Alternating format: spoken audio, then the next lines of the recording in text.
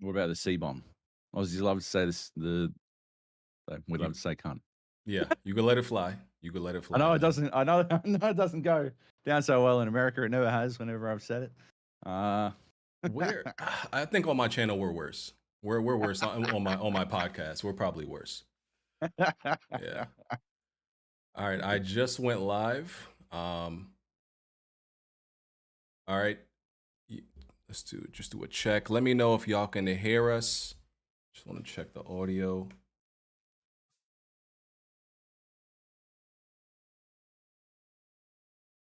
What's going on, everybody? Please let me know if you can hear us clearly. I guess I'll test as well. Make sure you can hear me. Mhm. I don't have chat up though.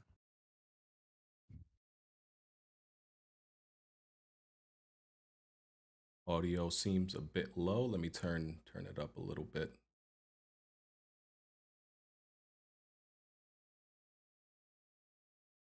Turn both of us up a little bit. Okay. Yep, All they right. can hear us. We're good. Awesome. Cool. All right. So yeah, I want to get like right into it. First of all, thank you for agreeing to do this, this interview with me. I appreciate it. For the audience, I think they should know that it's 9 a.m. for you right now because you're in Sydney, Australia, True. right? Yes. Yeah. Yes. And I always wanted to like actually visit Sydney, but like every time all I hear is people talk about like how y'all have like giant lizards and giant snakes and stuff. Is that true? Is it really as bad as they say? We do have a lot of that stuff, yeah, man. But not in Sydney. Sydney's pretty Okay. much pretty. It's basically the New York of Australia. Like Uh-huh. you got to go a while to see some grass outside of a park, right? Got Like, it. and they keep the parks pretty clear of anything Hmm. uh terribly nasty. Although, I mean, it's still Australia, right? Like Yeah. you can go to a beach and get stung by a jellyfish, worse than you've ever Nice. felt before. So Right. yeah, It's kind of it it's is what kind of it like is. yeah, it's kind of like, people always talk about the rat thing in New York and it's like it's not as bad as people make it. It's like yes, New York has rats, but people make it seem like it's just rats like walking down the street with reading a newspaper like it's just completely normal. It's not like that. It's not that Yeah. bad. Yeah. Yeah, it's the same here. Yeah, and Mhm. you know, Australia's kind of lumped in all together a lot of the time. It's you think about Australia, you think about all the way from Tasmania, West Australia, Queensland, right? That's basically the difference between Florida, California, and I don't know what's up the top northeast of America. I'm terrible at geography. Northeast, yeah, yeah, New York is Northeast, North New York, Carolina, yeah, yeah. yeah, Yeah. yeah, yeah. Like that's the difference, right? They're Mhm. completely different places. So Right. yeah, the flora, all over the Okay. place. Yeah. So there's definitely some nasty stuff here, and you see a lot of spiders, but you kind of get used to it. Okay, There's a cool, lot of cool. spiders. All right, cool. Yeah, I'm Yeah, not turned off. I'll still be down to you should visit. do it, man. You should do it. Yeah, It's something else. Yeah, yeah. it's pretty good. All right. So, first of all, just to address the chat, moderators, do your job. We're not going to tolerate any like blatant disrespect. People can have their criticisms and their comments, but blatant disrespect. We're not gonna do that. So just keep it civil. Um, so the purpose of this review, right? Um, is just to have a conversation. It's not to try to invalidate or delegitimize Joab, right? That's how you say it. Job. Oh, Job. Oh, it's just Job. Okay. Yeah, Job's review on Horizon Forbidden West, right? I don't care or desire to do that. I'm not upset about his score and everything like that. I think people took it a little bit too personal. You got a lot of backlash and vitriol for the score. So this interview is just to look into your values as far as gaming goes, your background and experiences to kind of understand how somebody has a different opinion and lands at that score because I don't think that conversation is had enough. There's a lot of division between the average gamer and the gaming media, right? for So sure. yeah, that's what this is about. So it's going to be spoiler free. We're not going to get into any spoilers. So pretty much what I'm going to do is I'm going to ask you, ask Job some questions about his about just gaming in general, his experience in gaming media, and then we're going to get to the details and talk about some of the specifics of his review. So first, let's Sounds talk about good. your yeah. So first, let's talk about your background in gaming. So to get to know you a little bit more, so people can understand where you come from. What was your favorite? Your first console? First console. My first games console was Sega Master System 2. My Mm. dad got it for me. I think, like the timing there, he got like that and a Commodore 64 at like basically the same time. Hmm. On the cheap, mad, like super on the cheap. I think the Mega Drive had just come out and someone was getting rid of their old stuff. And so he managed to get, yeah, Master System 2, a couple of games, but we mostly just played Alex Kidd and Commodore 64 with a broken tape drive. So we had to type you got these books. You got these Uh-huh. books with like line after line of basic code, and you had to type all these lines in so that you could play the game. And by the time you'd done that, you knew the game inside and out. So it was sort of Mm. not that great an experience. But yeah, all the way back then, that was my first one. Or one of those two was my first one. It's hard to tell. Yeah, Yeah. Yeah. maybe my first PC and my first console. We can Right. put it that way. Yeah, I never actually owned any of the Sega consoles. I played them like pretty much like I would get a console and my cousins would like make sure they got like whatever console I didn't have, so we could all Yep. play still be able to play everything. So I played the Sega Genesis and the other ones, but I never actually owned one. Never owned the Dreamcast or any of them, but I played them. I think Hmm. like America and Japan had an affinity for Nintendo that Yes. didn't actually make its way across to Europe. And because Australia was on the PAL like TV spectrum, we Hmm. sort of got lumped in with Europe for a lot of things. And I think we sort of just followed that trend with Sega. Because Sega did very well in Europe, did better in Europe than it did in you know, America or Right. Japan. Yeah, so I think we sort of followed that trend. But yeah, I was like you. I was playing Nintendo games at friends' places whenever I could. Okay. That was my main experience with those growing up until I was able to just buy my own consoles and stuff. Okay. So Yeah. next, favorite console of all time. This tells a lot about a gamer.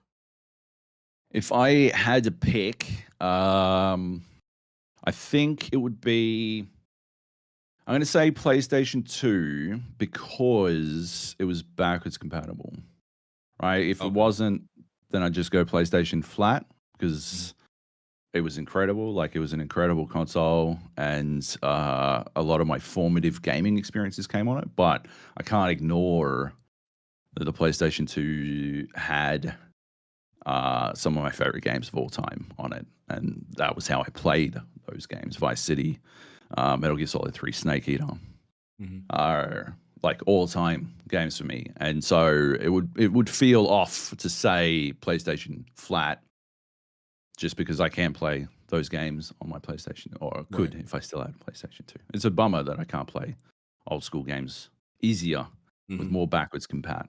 I love that. Like I still hold on to a lot of my old games, but you Yeah. can't do it. Yeah, Yeah.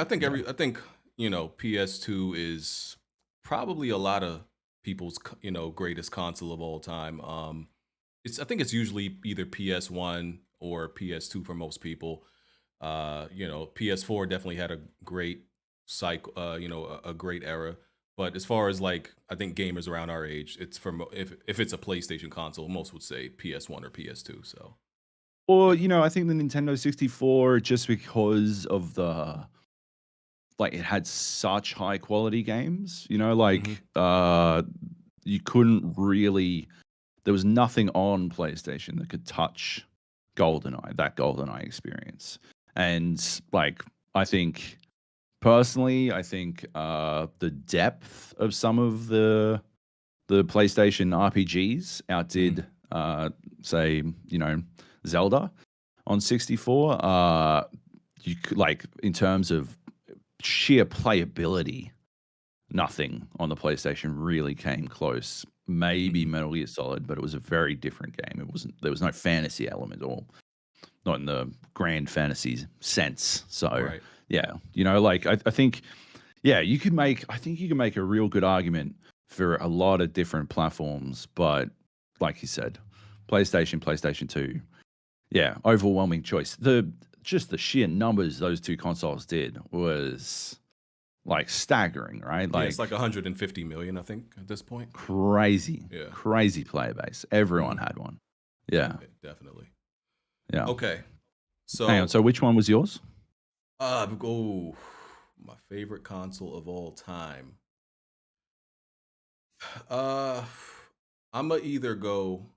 It would definitely be PS2, but I definitely have this love for the PS4 because I would probably some of my favorite games of all time, right, are older games. My favorite Yep. games of all time are probably older games, but a lot of PS4 games made it into that list, like Final Fantasy VII Remake, God of War, 2018, Last of Us 2. Yeah, like it's definitely between the PS2 and the PS4. If I'm feeling nostalgic, it would probably be the PS2.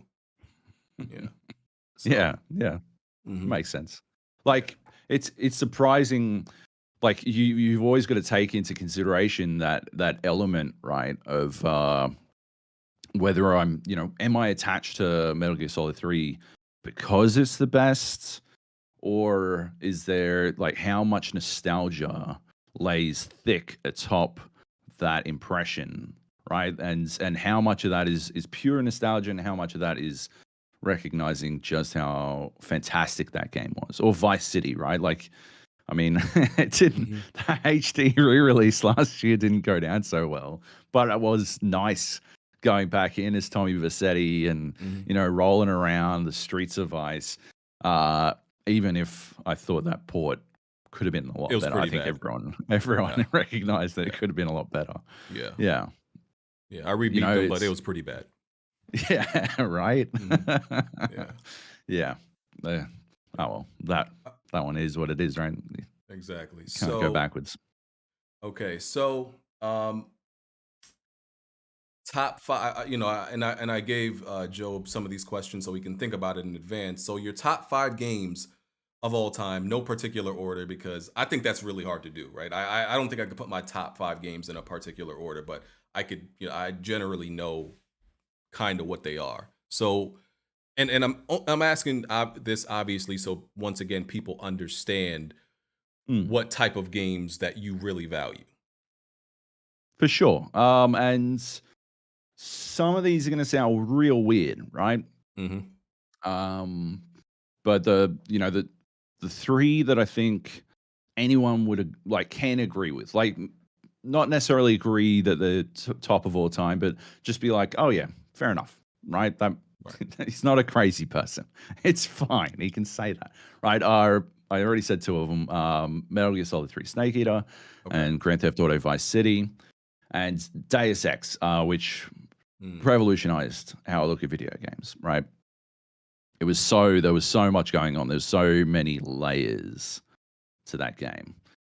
Okay, but the first one that I think is going to be controversial to some is Dark Souls 2, because I know Okay. people prefer They look down at other Dark Dark Souls Souls. too. They do. It doesn't get as much respect as the other games. I did like they did a Mhm. I saw PlayStation did a blog on their, the favorite, I think I it was saw it. Yeah. bosses.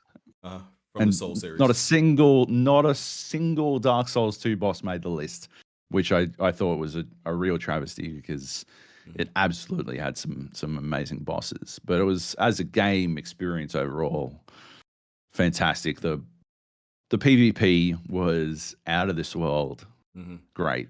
I love it forever. And the other one is DayZ, which I'm going to Mhm. say as a mod, not as the full game. And so I worry that, it's controversial because it's a mod, but I mean, some of the best games of the last 2.5 decades have been mods, True. at least originally, and then turned into something something Mm, more. And secondly, I felt that like I had some fantastic experiences with the DayZ full game, but it was the mod that really captured that that sort of vibe in games and revolutionized, I think, the way we look at multiplayer and what multiplayer is supposed to be in video games. So, uh, okay. yeah, that'd be my fifth, but it's controversial because I mean it's fallen off a bit, and Yeah.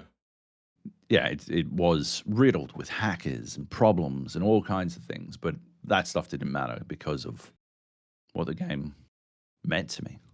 Yeah, Yeah, it was probably the fun factor, and that's a pretty yeah. diverse list. That's a definitely an interesting list, especially the Dark Souls too, because I'm a Souls fan. I've beaten all the Souls games.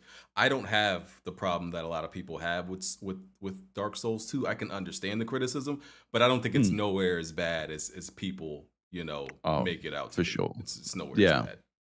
Yeah. Yeah, people will, that it's one of those things, people got in their head that that it was going to be lesser, Hmm. I think, and they let that lead them. Sorry, my phone, my Google phone No problem. heard me say something that sounded like the call and response. It's been weird. Yeah, it's one of those things where they get into their heads, and then they sort of convince themselves. And I mean, it happens to everyone. It happens all Hmm. the time. Yeah. It is something you can't really avoid in life. But I think it's worth giving another chance. Although I don't see any Souls fan doing that this week in particular, because Hmm. they'll have something else going on. Yep. Everybody's pretty hyped for Elden Ring. Everybody's Yeah, pretty hyped for yeah, that. Yeah. yeah, yeah. I've got a review in progress going up in I don't know, like Hmm. 17 hours. I don't know. Embargo's at 2 a.m. my time. So Hmm. I won't actually be awake for that, but I'm excited to share Okay. my feelings on the game. I've been playing it for a week, Okay. and I can't wait to Hopefully, talk about it with everyone. yeah. Hopefully you don't wake up to anybody mad at you this time. Hopefully, Hopefully, don't piss nobody off, man. Don't piss nobody off this time. hopefully it doesn't happen Yeah. again. Yeah. But yeah, Okay. So let's get into your profession, right? Your resume in gaming for media. sure. Yeah. So just in general, I guess give the audience a rundown. I've already like looked up some places you've worked and some reviews you've done, but just Yep. tell some the audience what outlets you've worked for, and just your overall gaming media resume. Yeah. I got into this job 15 years ago, writing for a site called Game Arena, which was it was run by an ISP here in Australia. An ISP is you guys have got ISPs, right? Yeah. Like Hmm. cable network or whatever. Right. And they actually ran all of the like game servers in the country, or half of them. There was another ISP that ran the other half. So they ran half the game servers, and they were, I played a lot on those servers and was thick in the community, and a part of a big fan of that website, and I got the opportunity to write reviews for them. Mhm. And I just jumped at it. I grabbed it and never let go. And then that transitioned into a staff writing gig, under a like really firm but like really good teacher, my editor, Justin Kranzel. And then he moved to the US. I became the editor of Game Arena for, I think it was 4 years, until Telstra, the ISP, shut it down out of nowhere. We were doing record numbers, but they wanted to get out of that section of the media business. And so they shut it down. I transitioned to freelance. And since then, I've written for sites like OzGamers, which was actually sort of a sister site to Game Arena. We had the same back end, so me and the editor shared a lot of frustration at that. Uh, so sites like OzGamers, IGN via the IGN Australia branch, GameSpot via the now closed GameSpot Australia branch, and obviously Stevivor, and Player Two. Basically, I wrote a lot for that other ISP I was talking about before. Like basically anywhere that pays money, right? Right. That's you're a gun for hire as a freelancer. You go where you can get some money, right? Like you got to go where the Mhm. money is. So yeah, anywhere I can do it. But personally, like yeah, I personally believe that games criticism is extremely important.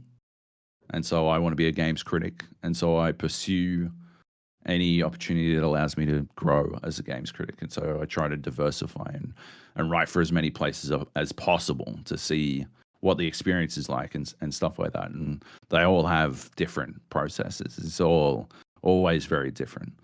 Okay. You know, yeah. Yeah. So that's been 10 years, I guess. Yeah, and I'm gonna get into the the process. So one of Sure. the criticisms that a lot of people that listen to gaming media have is they feel like Mm, a lot of reviewers are sometimes inadequate, whether it be through them not having the capacity to play certain games, the knowledge, mm. can't handle certain difficulties. Um, what exactly is are the requirements generally, like whether when it was when you first started or now, to be a games reviewer, right? Because they they like, for example, would they test you on your your gaming capabilities, your gaming knowledge, or is it mostly just your ability to write a review? Well, so because I was an editor for nearly half a decade, I had an informal process that I went through that basically involved uh, like gauging a person's interest in gaming Mhm. to get an idea of what they would actually be suitable for reviewing. Uh, and then it mostly, the real factor that plays into all of this is whether you can finish a game and write a review before the deadline. To me, as an editor, you had to Mhm. finish a game, right? Which is, that's why I'll have a review in progress in a couple of hours, in like tomorrow my time, Mhm. and not a full review, um, not through any lack of capability, but I can't go into any other details. Like you have to finish the game, and then you have to write the review, and you have to hit the deadline. And from there, you can shape a lot of stuff. You can shape the writing. You can shape like all of that stuff. You can help someone who isn't a great writer, but you Mhm. can't help someone who isn't capable of finishing the game. That said, I know a lot of people like jump into a game and they will chuck it on the hardest difficulty and then play it that way, right? Because that's the way they like to play games. But that doesn't work for reviews. And I think you can generally get through it. Like most people can get through a game on the default difficulty. And if you can't, that's Mhm. actually a flaw in the game's difficulty system. Not accounting for length of time, right? Like if you run out of time Mhm. because the game's just too big, that's a different case altogether. I don't think that's a flaw. But if the difficulty spikes too high, then that is a balance problem, right? And you can actually factor that into, because what you're trying to do is review for as many people as possible. Okay. So that's how that works, right? Like I expect people to be able to finish a game, and I expect them to be able to hit a deadline, and all the rest of it is informal social stuff. There's no formalized, you need to, show me your stats on this, show me your Chivos, anything like that. That doesn't exist. And I do think writing is generally regarded better. Mhm. But I'll tell you what, the thing editors love more than anything else is hitting a deadline. That's it. Okay. Deadlines are everything. That's it. Getting work in Okay. on time. Okay. So, It's still a uh, business, right? yeah. So there's a lot to unpack there. So, would you say that it's more important to be able to write to be able to put out a review and be able to write it in that amount of time, or be a more capable gamer, right? What is more important if you had to choose one though? If all right, let's put it this: if it were me, right, I would prefer to be a better gamer Mhm. because you would have more time to Got do it. the writing, right? But if you don't like, yeah, you are playing yourself into a corner, right? If you're a worse gamer and you take more time with the game, you're playing yourself into a corner. So I would prefer to be a better gamer. But Okay. everyone has their own methods. Everyone has their own measures of Right. those things, you know? Yeah. Okay. Now, some people would say now, difficulty is obviously based on the person's capability, right? Mm, And reviewers do sometimes negate points or address, difficulties in their reviews. mm, And some are against that, yep, doing that because a lot will say, okay, well, that's because of your inadequacies as a reviewer. Not talking about you specifically, but I in know. in general, Yep, right? So they'll say, okay, well, that reviewer just needs to get good, right? Just yeah, get good. Like, don't blame the game because yep. you're struggling, because they feel, if they got their hands on it, they would do just fine. So they feel like, the because someone else is incapable, the game score shouldn't suffer for that, even though just as you said, you're reviewing it from a general standpoint. You're not reviewing it for somebody who's necessarily a pro or somebody who's terrible at games. You're kind of doing the middle of the road review, right? So, but That's what would you say to that's that criticism? I understand where that criticism comes from because, like, I would say, well, I mean, I've seen it happen, right? I've literally been to events and I am better than most games critics Okay, at a you lot could of flex. games, It's okay. right? You could say I, that I'm, trash. I'll do it, man.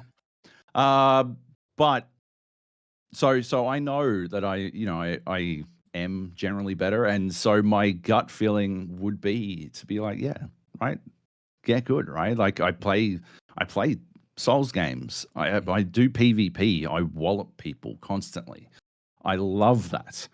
Uh, but the review is their experience, right? It is you can only review your own experience. You can't review someone else's experience. You are distilling your experience and delivering it to an audience, right? And so you can't do you can't talk about something that is out external to your experience. Mhm. That's impossible. Like literally, physically, metaphysically, impossible. It's not something that anyone should be expected to do. So if someone plays I don't know, Super Meat Boy, right, and they can't get through it, right, it's up to them to determine where the fault lies and analyze that. And everyone will analyze that stuff differently. And if they determine that the fault lies with them, then hopefully they will, reflect that in their review. But if they determine that the fault lies with the game, and I picked a poor example of Super Meat Boy because I don't think I've ever seen a platformer that is more fair than Super Meat Boy. It is to a fault. But like some game that's too hard, none are coming to my head. But yeah, something that's too hard and unfair at the same time. You know, Yeah.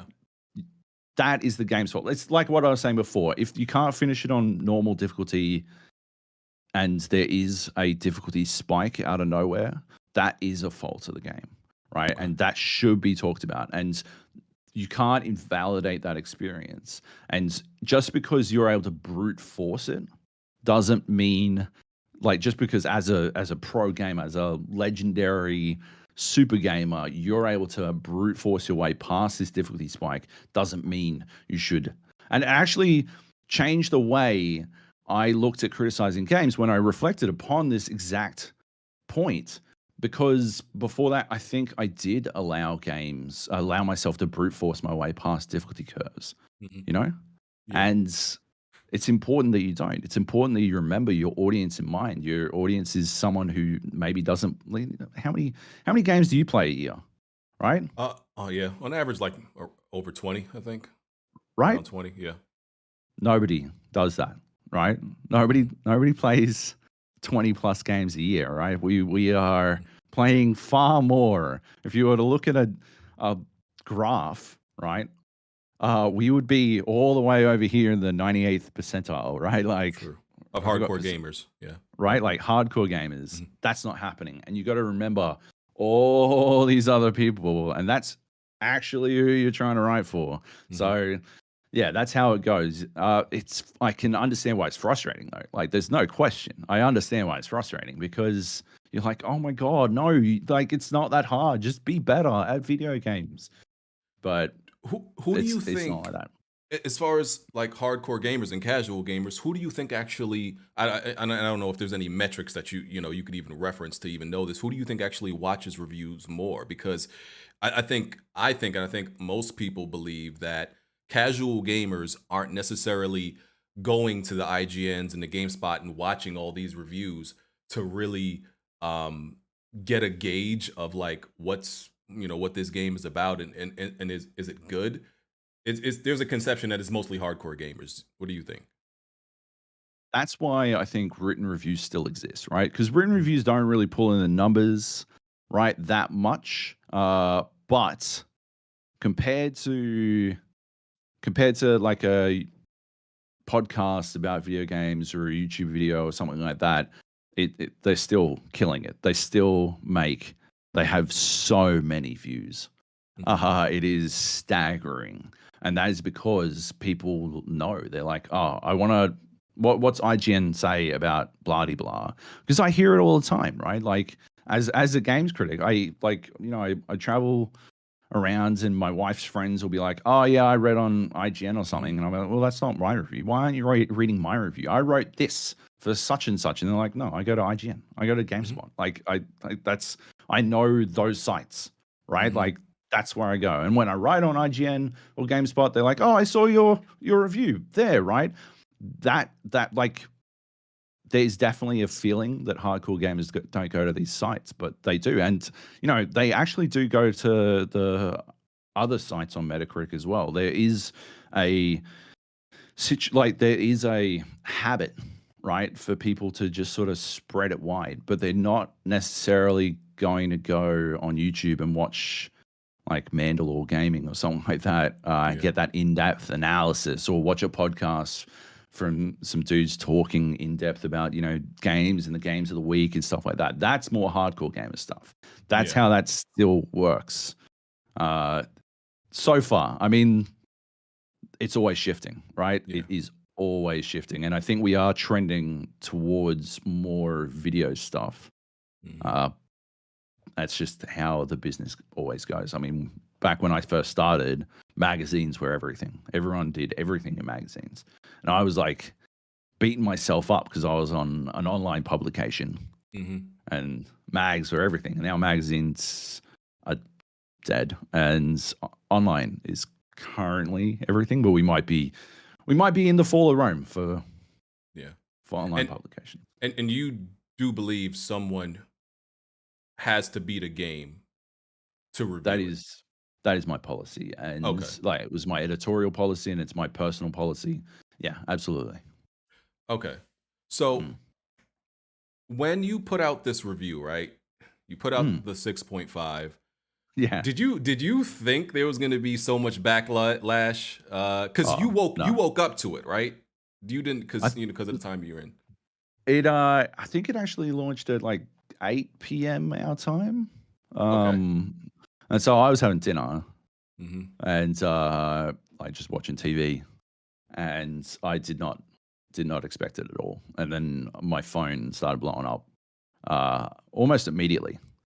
And no, I didn't expect it. I didn't see it coming at all. Like, we weren't. I didn't even write. I didn't even have the lowest score. Like, I Hmm. I didn't have the lowest score, so I was flabbergasted. Really, like I was. It was out of left field. But also, I didn't think the game was going to score that high. You Really? know, yeah, That's interesting. I didn't. You know, I just sort of thought, you know, the vibe I was getting was that, yeah, it was underwhelming. But Mhm. obviously that's just me, you know. So what Uh what average were you guessing? Like, because based on how you felt, what did you think the average would fall to, and what everybody else would think? Probably an 8, you know. Okay, low eight range. Yeah, yeah, around 8, Mhm, 8.5. mhm, That's that sort of stuff. I didn't see as many. I should have, you know, because Battlefield 2042 got tens, so I should have seen it. Like I should have seen it coming, mhm. really. But yeah, I just didn't expect it. Yeah, so 8, 8.5 is what I was. That's the safe Yeah. score, you S- know. So is this the first time? Because this is obviously the PlayStation fan base, right? Oh no, Um, man. is this is not the first time you've been like attacked by No, a fan not base even because of close, your man. review? Not Wow. even Okay. close. Not even close, man. Um, you know, I think like part of it hinges like on the fact that Australia, uh, like scores are based on grades, and Mhm, 65, I think, is the passing grade in the States, but 50 is the passing grade in Australia. And so there is a dynamic there that I think shifts things, right? Australian sites tend to score across the breadth of the 10-point scale, but there is a curve mhm. on the scale for American sites. But no, I've been in the. I think the first time it happened was actually Halo 4. When I gave that I think it was. I think my joke was Halo 4 out of 10, but I think I actually gave it a 5. Mm. I did not like that game at all. I loved the Halo series when Bungie were in charge, and I do not think 343 did Most a people good feel like job. that. Yeah, most people feel Bungie made the best ones. So, Most people feel like that now, mhm. like a decade later, but at the time, people were like, you know, fuck you. Shut You up. don't You know don't what know the what you're fuck you're talking talking about? about. Like, Okay. you're a dickhead. You're a fucking Sony PlayStation fanboy. I hope you choke and die, et cetera, et cetera, et cetera. Like, they lost their shit, man. Mhm. So there was that one. There was more recently, I reviewed Doom 2016 for IGN. Okay. Actually, this reminds me of something I feel like, I hold the record. I'm the current record holder for most sites petitioned to be removed from Metacritic because there was a petition to remove IGN from Metacritic over that review and one for Mhm. Stevivor, I believe, over my Forbidden West review. But obviously, I'm not going for that, but it amuses me, right? Like it's very entertaining because scores What did you give shouldn't Doom? mean. Oh, I gave it a 7.1 out of 10, right? Oh, I And remember that actually. Actually, I remember that score because of the point one was like very random. oh yeah, well that was IGN still on Mhm. the 100-point scale, Right. and you try to work out what works right on IGN, and Mhm. again, like that was an interesting one because like most IGN didn't agree with me. I remember watching like people would link me videos of IGN staff being like, I don't know what that review is talking about. I'm like, all right, well, fair enough. I mean, it's I think it was at the time IGN's longest review. Mhm. I don't know, it was 4,000 words long or something. And I'm like, well, I mean, there's 4,000 words there explaining it, and I think I go into a lot of detail. Mhm. But yeah, if we want to boil down 4,000 words, probably, I don't know, 50 hours of work over the course of 3 days down to one number, then yeah, uh, Yeah. I could see people not agreeing with the number, but it is what it is. I feel like my criticisms exist and were valid, and then I was vindicated when Doom Eternal came out and they fixed everything I said was wrong. But Yeah. yeah, like So that's most recent. There's been others. There's been, Hitman Absolution. I got yeah. eviscerated over. How could I say a Hitman game is bad? And then they didn't do that again, did they? Hitman games I feel haven't evolved for a long time. I've been very critical of Hitman games. So, and Uh, I didn't like Doom 2016 either. I think people didn't see the flaw in Doom 2016 until Doom Eternal came out. that's it, right? And You it know? showed that id saw the Mhm. flaw though, right?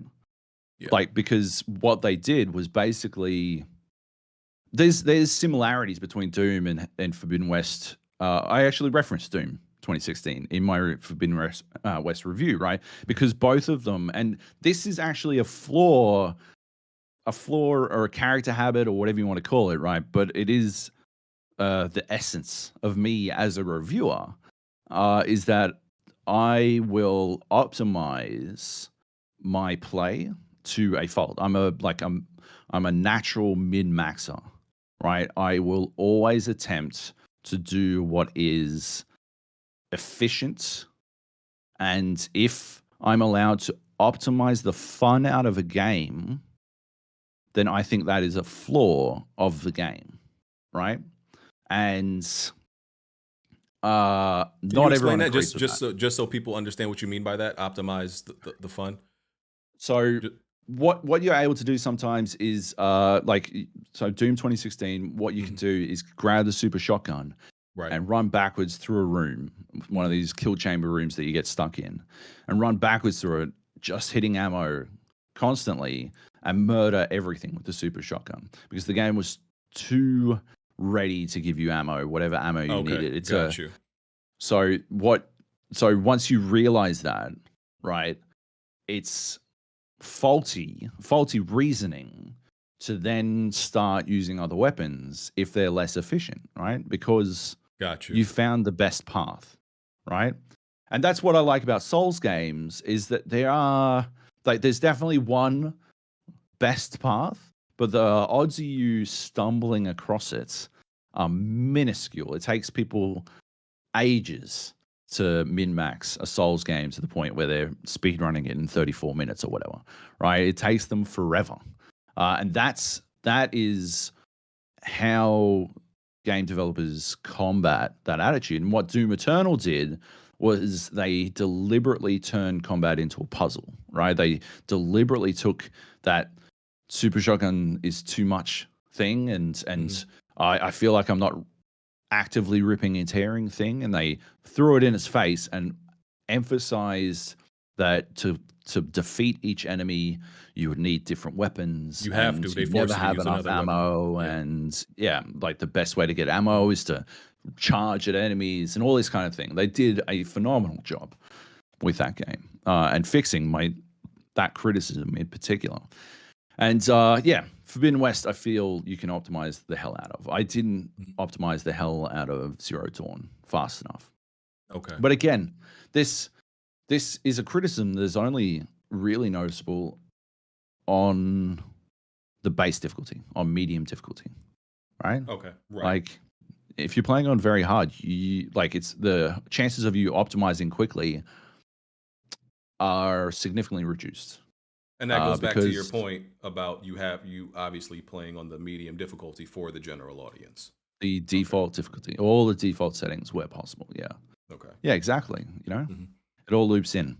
Um, yeah, I don't like it's I copped a lot of criticism over my decision to not change settings here and there Mhm. either. But that's another thing as well, right? Like there's nothing scientific about a game review, right? Like, I'm not going to sit here and pretend like it's high science, right? Mhm. But you can at least apply some basic method to the madness to try to cut through and give readers a base level, something Mhm. that they can get. And once you start fiddling with everything, like I will go through after I finished a game, I'll go through and test different settings to see what they change. I tested the difficulty, and as far as I could tell, it is a damage increase, damage reduction difficulty change. Like that sort of thing. You can do all that stuff, but I think if you do it during the actual game experience, you are creating an unstable platform to Mhm. review from. So, It's what and it's interesting. What I'm getting from this is it makes me think of like the Sifu reviews. I don't know if you got to play Sifu, but a lot of criticism of that game. Mm.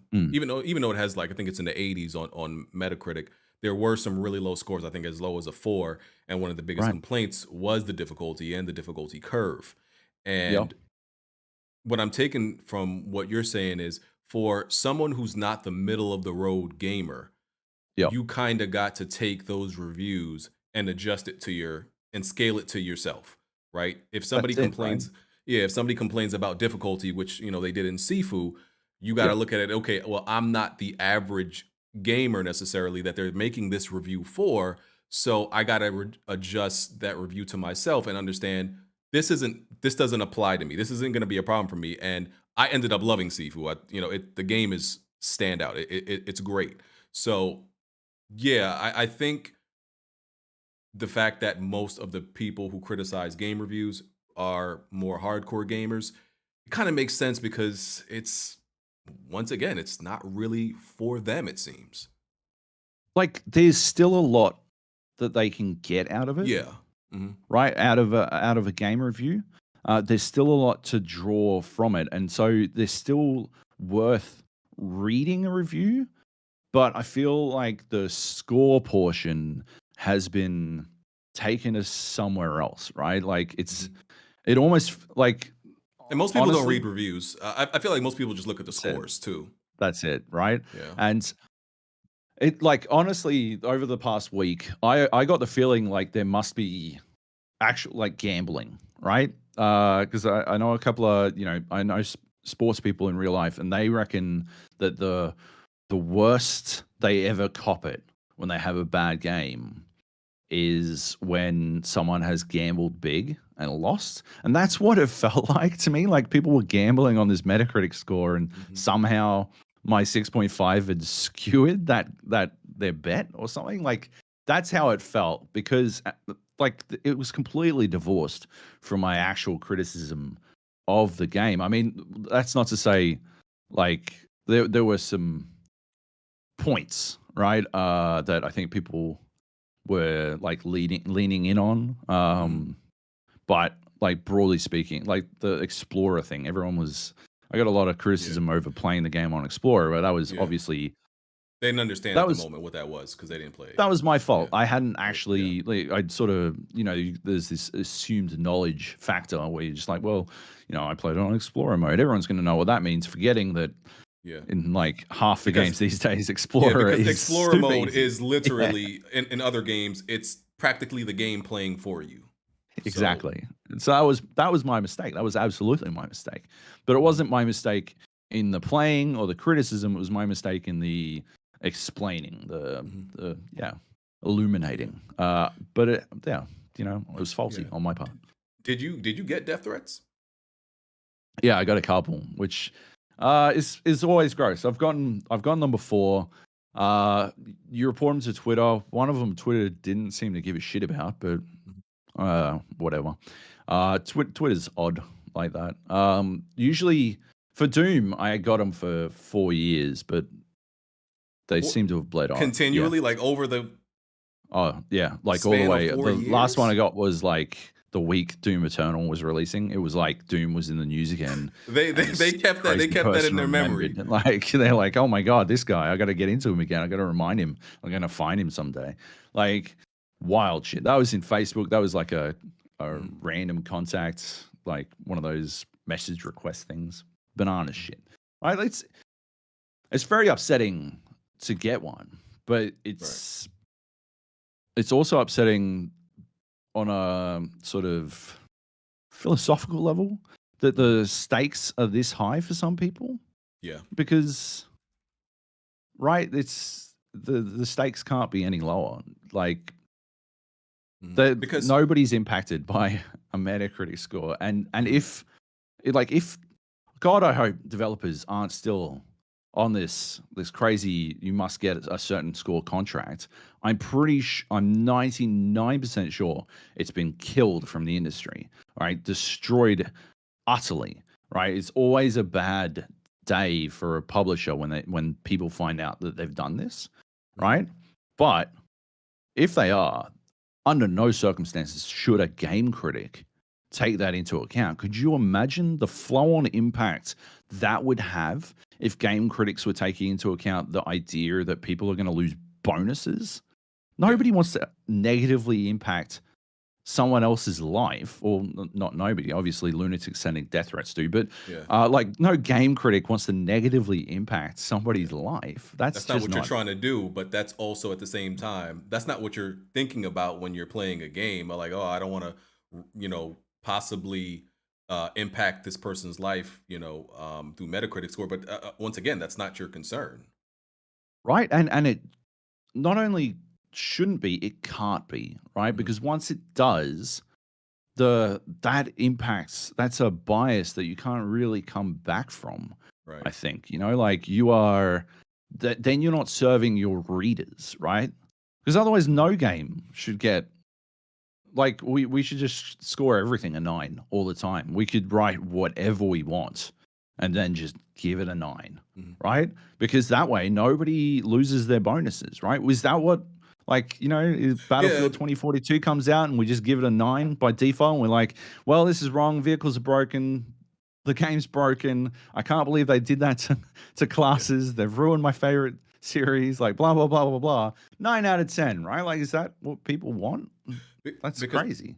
I'm not sure how universal the practice is across the gaming industry, but we still hear about it that publishers will give developers some type of incentive as long as this game is above this on Metacritic. I don't know how Yeah. widespread it is, but we've definitely heard about it and we know it exists. So I Yeah, I'm pretty yeah. sure it's gone, right? I'm pretty sure Hmm. they've pivoted to sales only, Hmm. which is what it had been for a long time. Then Metacritic sort of took over, became sort of ubiquitous in the industry, and I really, really hope that they've gone the other way again. But So you no so game you critic should take think it into account. so you think that practice like is not really being done anymore in the industry. Has You been think stamped out. I do. Yeah, okay. honestly. Yeah, Mhm. genuinely.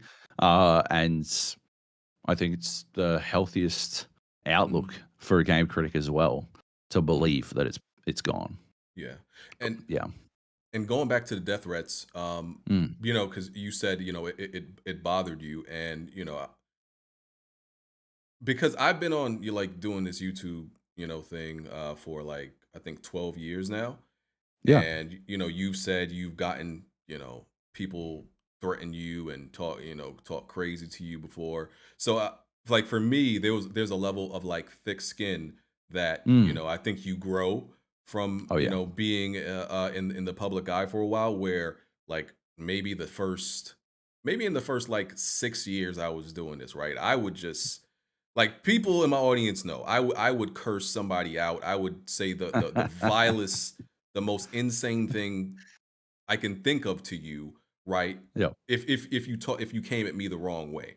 Now, once in a while, I'll still do it, right? I ain't perfect, but I've like because I've developed that thick skin, so much over time. I ignore a lot of people, mute people, block people. Um, so yeah, it less things start to bother you. But the For death threats, sure. is it still just as like still bother you just as much when you get them? No. No, that's exactly it, right? Like they happen and you're like, "Wow, that's fucking messed up," but Hmm. you dismiss it pretty quickly these Hmm. days. Like in the back of your mind, it's mostly just my family, right? Like I got a family that I need to worry about more than Right, anything, really. Like I can dismiss this shit, but I've got to insulate my family from any of this stuff as well. right. Because yeah, like you said, you spend this long in the game, you develop coping mechanisms, you develop a thick skin. Like, yeah, I'm sure people of our age grew up on in the wild west of the internet, right? Like, Yep. Hmm. so if anything, we may have been, forged in the fires earlier Yeah. still. So yeah, I think we maybe got out ahead of it a little bit, but yeah, other people may not have necessarily like felt Yeah. that. My family hasn't. So yeah, you gotta worry about them more than anything. Okay. So, Yeah. and I saw you respond to somebody on Twitter about this, right? So, what do you Mm. say to those who think that you gave this gave Horizon Forbidden West a 6.5 because you want attention, you want clout, you want clicks, and you weren't going to get that if you gave it a good score. What do you say to those people? It's such a like it's one of those things that makes sense superficially, like this knee jerk reaction that you're like, yeah, actually that scans right as I'm saying it. It still makes sense coming out of my mouth, so I'm cool with saying it. Because sometimes you say shit and you're like, no, that's nonsense. I shouldn't have said that. But no, that one, I can actually understand how you might come to that like idea, but it doesn't pan out at all, right? We didn't like we didn't see a gross influx of traffic when I reviewed Halo 4 and gave it a 5, right? Like that it didn't happen, right? And I've seen this over the course of my career. I'm constantly accused of trying to get clicks, but it doesn't pan out that way because people don't actually click through to the review. Right? They're not like, well, I'm going to go see what this dude had to say, Hmm. right? They're just like jumping on the internet to trash me, and then though if they are one person will screenshot the entire thing and then just share that, or they'll uh, web archive the whole thing and share that instead to directly circumvent the possibility of traffic. But it's always happened. It's never resulted in some influx of like, am I what like infamy versus famousness? Yeah, Famey? Oh no, that doesn't work. That's not a yeah, word. I get what you're saying. Yeah, yeah, I like the I opposite. don't. I'm not trying to be infamous. Like that's crazy. Like no, get out of here. That's ridiculous. It doesn't work out like that. But also, it doesn't pan out from a monetary sense. It doesn't actually convert in a. It's not good business sense. More people will block and write off a site than will click through. So it like if it if there was any upside, and there literally isn't, it would be so short term that it just wouldn't be worth it, Mhm. right? Like it would be the worst business decision anyone could make. So it just doesn't pan out that way. But from the outside looking in, I see how you arrive at that conclusion. I absolutely do. Yeah. And it should be noted that you don't actually work directly for Stevivor. You're not a full time Stevivor employee.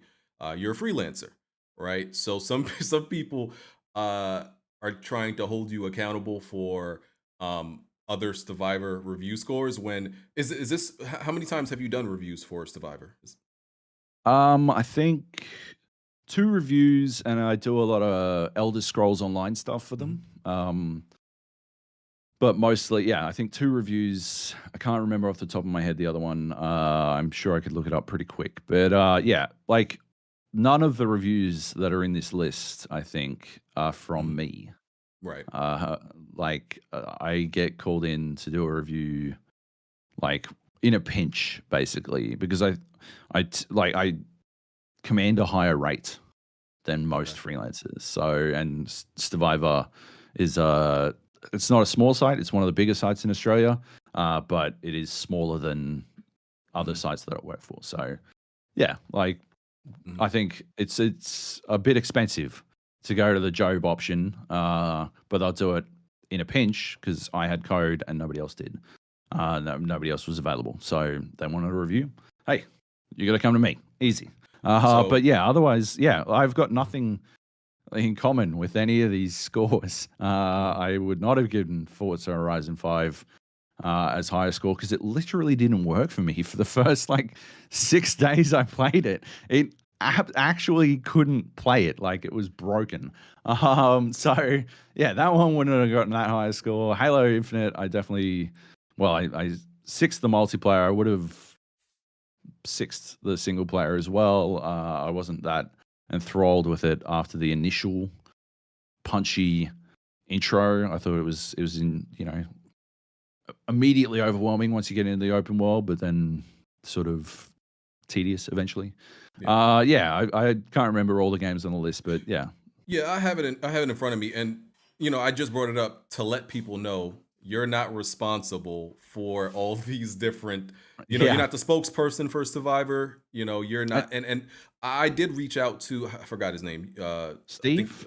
yeah, Steve. I did reach out to Steve because people are, people believe that there is a sort of bias Mm, against, I guess, PlayStation games and for Xbox games because there's this long list of Xbox games that have higher scores and PlayStation games that have lower scores.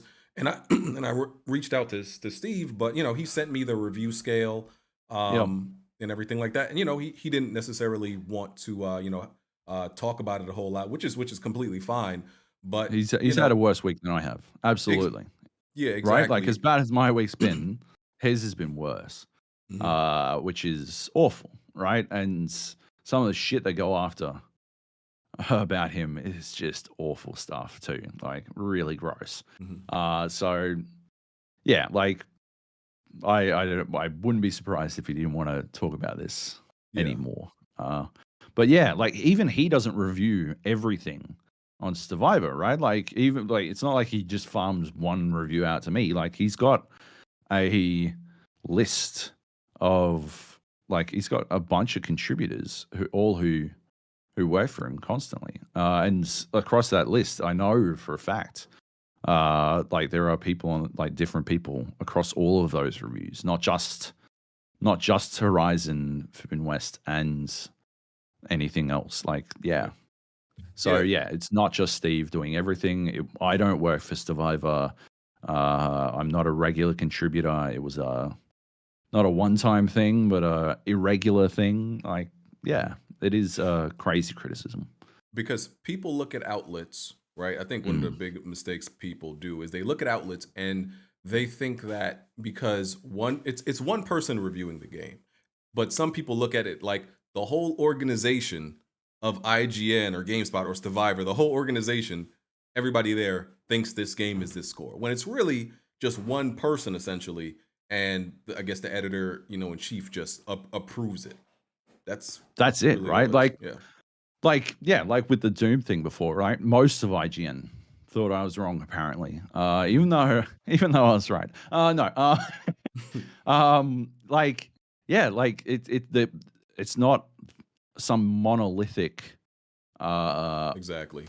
there used to be this prevailing attitude that there had to be a sort of guiding light for a site that everyone sort of had to try to review like in a certain way, right? Like every review site has style guides and stuff, but that's these days it's super basic stuff. Like we italicize every game name, or uh, Stevivor doesn't like to use "and" very much, which is a weird one, but it's fine. That's how he prefers things to be written, right? And it used to be that you'd write for a site and they'd be like, yeah, so we tend to go in this direction with a game, right? And they were sort of monolithic. That was actually the prevailing wisdom at the time. But what happened is like there was sort of a bit of a renaissance in games criticism as people started to realize that it's literally impossible, right? Like you can't like people leave IGN and Hmm. they leave Stevivor or GameSpot and they can't stay forever. And what happens when they leave? What happens when Joe Schmo reviewed Dark Souls 1 is gone by the time Dark Souls 3 comes out? Like you can't have that consistency. And Right. so attempting to achieve that level of consistency is sort of like Sisyphean, like pointless. Like you're rolling the ball up the hill and it's just going to roll back down again. You'll never reach it. So instead, you're far better off focusing on or highlighting the individuality, Right. highlighting that it is an individual's And review. and we actually had this conversation on my podcast. One of my podcast members, Jack, by the way, he was upset at your review. And one of the the criticisms he had of another review, not necessarily yours, was it wasn't a consistent voice because there were some reviews that said the Horizon Forbidden West is better in every single way, but Oh yeah. also gave it a lower score.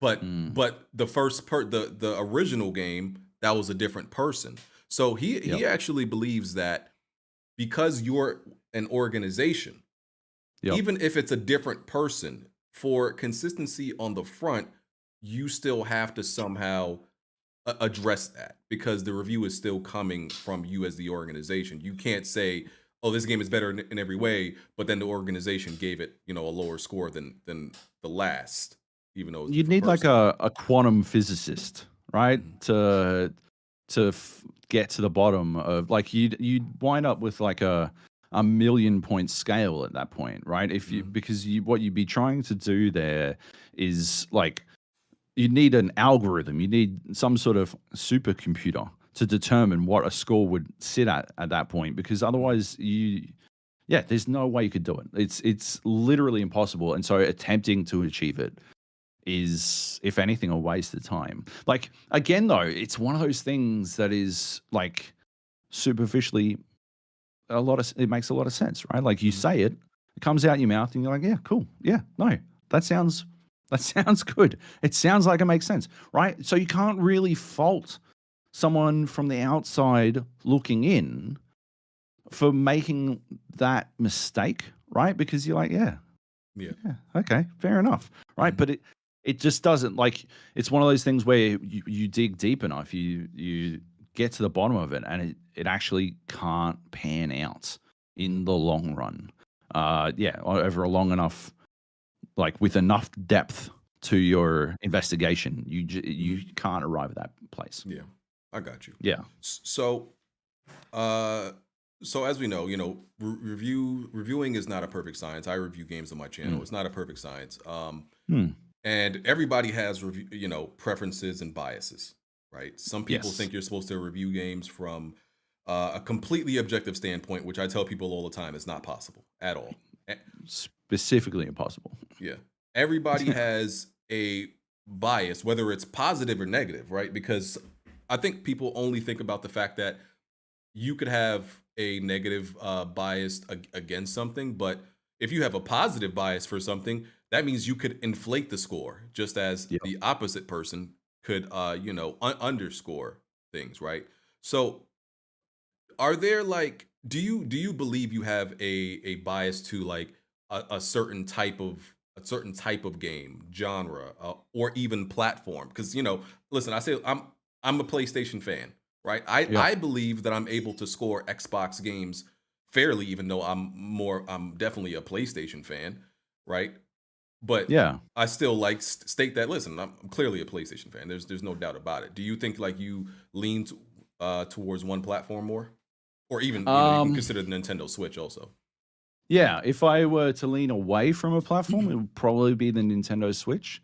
Lean Uh, away. Wow, okay. lean away, and it's not like a deliberate thing. It's Mhm, mostly just because in practice, those games like the outside of the first party titles, where they've usually had years and years to really render this stuff out. In general, it's just not the best platform. Like if I'm playing something on the Switch, like I think about what was it called? I'm blanking. There was like a Metroidvania I played, not Metroid Dread, like right, mhm, and I was playing it on Switch, and I had to stop and go. I found out it was on PC, and I bought it on PC, and the experience was so much better. Like because I had a locked in 60 frames at all times, mhm, and that sort of thing.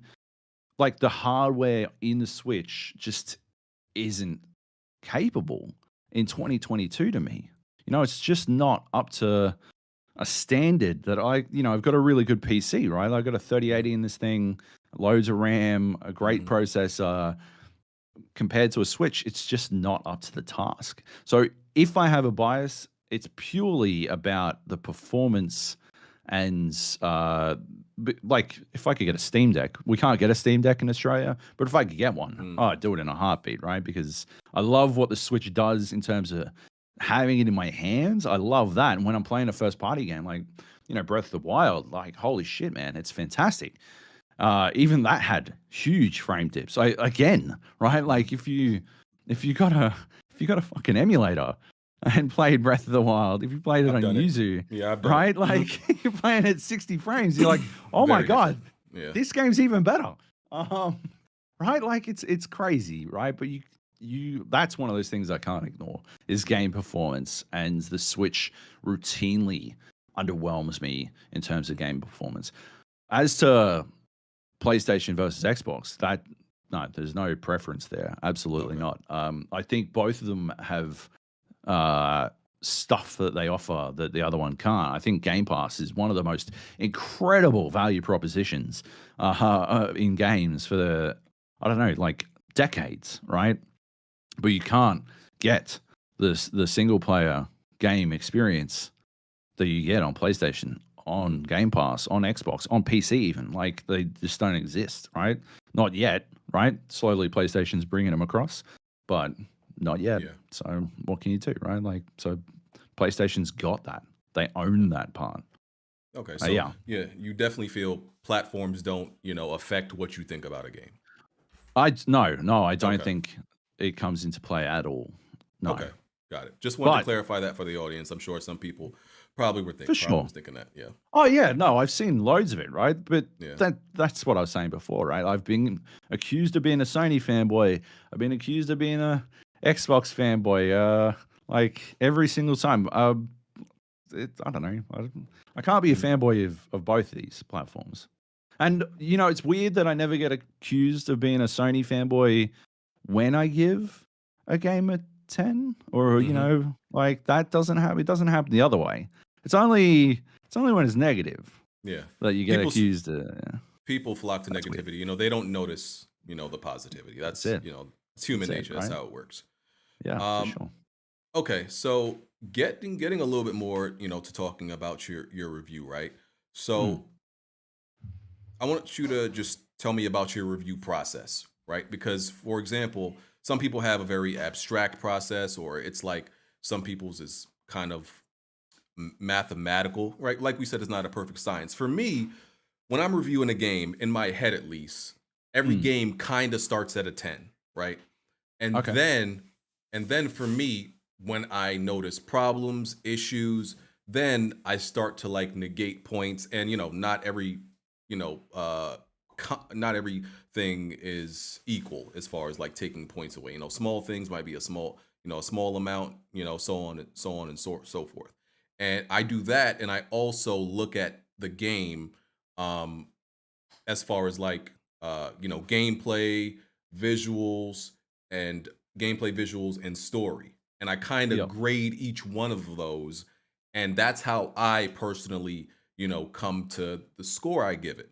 So for you, how do you do it? And also, first, can you tell me how would you rank like gameplay, story, and graphics? Those three first. How would you rank those in order as far as importance goes? I would give gameplay S tier, right? Gameplay Right. is everything, and then I would probably drop down to C. Hmm. C tier is story, and then Okay. D tier is graphics. And there's nothing at A or B for me. Right. There's a giant gap there. I am gameplay above Everything else. almost everything. Okay. Yeah, like technical problems Hmm. might sit up there alongside that. That is extremely important, because not being able to play a game is as important as playing a game. Right. Yeah, Hmm. in the end. But yeah, Yeah, no, in your review gameplay is process. everything to me, Yeah. right? Like if you because I've come across too many great games that technically didn't have a story or didn't have great graphics, right?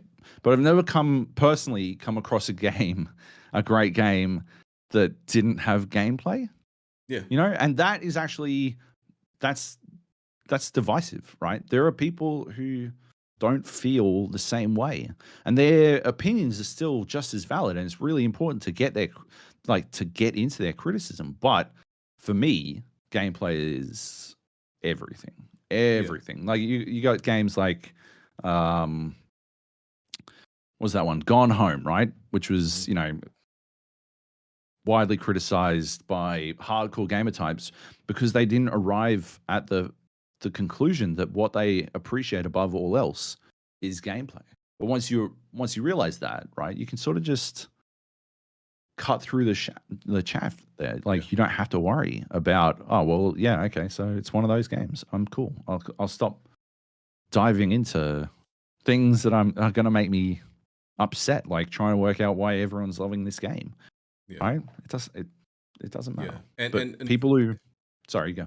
yeah, no, I was gonna say because like I know someone who, for example, ranks story more important than gameplay, and I think that's absolutely insane. And like with all Yeah. due respect, I'm not gonna listen to your reviews on games, and that's okay because I know what I value in gaming. I can't listen to your review when Yep. I know I value gameplay way above, like story is important, but I value gameplay more than that. So I can't listen to your review and like Yep. actually use that as a tool when, Yeah. we see things differently because gameplay is something you can't avoid. You can always skip, if a story's bad, you could skip it. Yep. Graphics, you can't really do anything about that. But gameplay, like if a gameplay is bad, I can't play it. I can't get through it. That's it. So yeah. That's it. Although I would say that you might actually find that those reviews have something for you, right? They might actually be able to like to give you a different perspective that might alter the way you look at those games, and it's not going to suddenly change your opinion from valuing gameplay over everything. Because I read basically every review I can, right? I Mhm. love game reviews. Um, I don't really look at scores, but I love game reviews. And yeah, often, right, reading these reviews from people who have such a wildly different perspective is really enlightening for me as a game critic because suddenly I'm looking at these smaller things I wouldn't have noticed in a different way, and then you notice them in other games when other great games do them really well. So there can be value there, but at the same time, if you feel it's just going to raise your hackles, there's no point in going there, right? Like it's who needs to give themselves an ulcer? Yeah, I got you. So what is your process for reviewing games? Like how do you land at your final score? Yeah. So I try to go for a more holistic approach, a sort of uh, a very rounded approach, because obviously as a freelancer, it has to be able to adapt to like most sites have gotten rid of the gameplay number and the graphics Yeah, number, and like they used to all do that, and most of them have gotten rid of it, but some people still want it to be taken into account and stuff, and they do the good and the bad, which I usually use as a section for jokes because I wrote I saw. 1,700 words. Why am I writing this shit again? Yeah. um, but yeah, like I try to arrive at it. I wouldn't say I start at a 10. Mhm. I think I start at a 5 Okay. and I go from there. I give every game the expectation that it can be what it is, Mhm. right? And then we go from there and it will sort of bounce up and down. But what I'm trying to review is the entire experience, not just uh, something super narrow, not just, yeah, like how much I liked one thing. So Yeah. yeah, it can sort of boil down to something external to the, well, not external to the review, but external to the concept of a review score process in general. Right. Like And and you always abide by the review scale of the outlet that you're currently doing it yes, for. exactly. Okay. And So every editor for every site will give you. basically give you this. They're like, this is it. Hey, this Yeah. is where we're starting from. This is how we do this.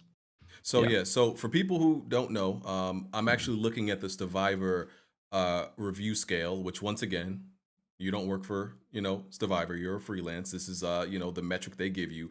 So Yep. just to run it down real quick, 1 is awful, 2 is bad, 3 is poor, 4 is mediocre, 5 is average, 6 is okay, 7 is good, 8 is great, 9 is awesome, 10 is a masterpiece. So based on you giving Horizon Forbidden West a 6.5, basically what you're Yeah. saying is you feel like it was a little bit better than okay. Would that be Yeah, it was accurate? okay to good. Yeah. Yeah. Yeah. Okay. Like on its way to good. Mhm. Yeah, Most people don't view it that way. You know, for sure. anything anything below a 7, people just look Mm. at as bad. You know, that's kind of how it works out, right? Oh, for Why it's sure. important. That's why it's important to read the review. But yeah, that's how people view it. Anything lower than a 7 is kind of bad. A 6 is like very mid, right? They would call it, or mediocre, right? Yeah. Because you see it, a 6.5 is okay. Everybody else would probably see it as mediocre. Yeah, they looked at it like I'm taking a giant shit on Exactly. Guerrilla Games. Yeah. Exactly. Which it just isn't. But I think some of this boils down to the difference between audiences internationally as well, Uh-huh. right? Because America has a grading system that's different to Australia's. I think I was talking about this before, right? Like we start lower. Our base pass average is lower, is 5 instead of Mhm. 6.5, and that's, I think, important, right? Because I'm writing for an Australian audience primarily. Mhm. But Metacritic doesn't take any. Well, Metacritic might. I mean, right? They do weighted averages. So like, there's a chance that Metacritic is playing a larger role in all of this than like than anything I've done, Yeah, I get what you're saying. right? Yeah. Mhm. That their impact on that final score is far larger than me giving it a number. Um, Yeah, like 100%. yeah, because like But what you said earlier, like people act like they were gambling. Because yeah, there are fans that are invested, mm, mostly for the wrong reasons of what score um something gets, because they use it in these console, the console wars and everything like that. They need ammunition. yep, So you ruining things and giving Horizon Forbidden West a 6.5, and lowering the score. I think it's sitting at an 88 right now. When the first one got an 89, they look down upon you for that, because they do feel yeah, invested in it. yeah. um so is it safe to say, I mean, I would assume it's safe to say that based on your score, because you gave Horizon Zero Dawn a 9.6, correct? For ozgamers.com, yes. Right. Yes, I did. So is it safe to say that you felt that game was a better game than Forbidden West? Oh, absolutely. Like Mhm. 100% in the sense that I felt Horizon Zero Dawn set out to achieve something and it Mhm. succeeded. It exceeded expectations. Uh, and Forbidden West failed to meet expectations. Okay. So in that sense, and yeah, I'd like better game is such a nebulous thing, right? 5 years have passed Standards change, since and yeah. Mhm. like Zero Dawn was the best game that I'd played all year in 2017 for a week, and then Breath of the Wild came out, People always right? bring that Like, up. Mhm. I can see people loving, like, I can actually really see people loving Zero Dawn more than Breath of the Wild, because it is a way more focused experience. It does a bunch of stuff in ways that Breath of the Wild didn't. But yeah, to me, there was just this sense of play in Breath of the Wild Mhm. um, that Zero Dawn didn't quite live up to.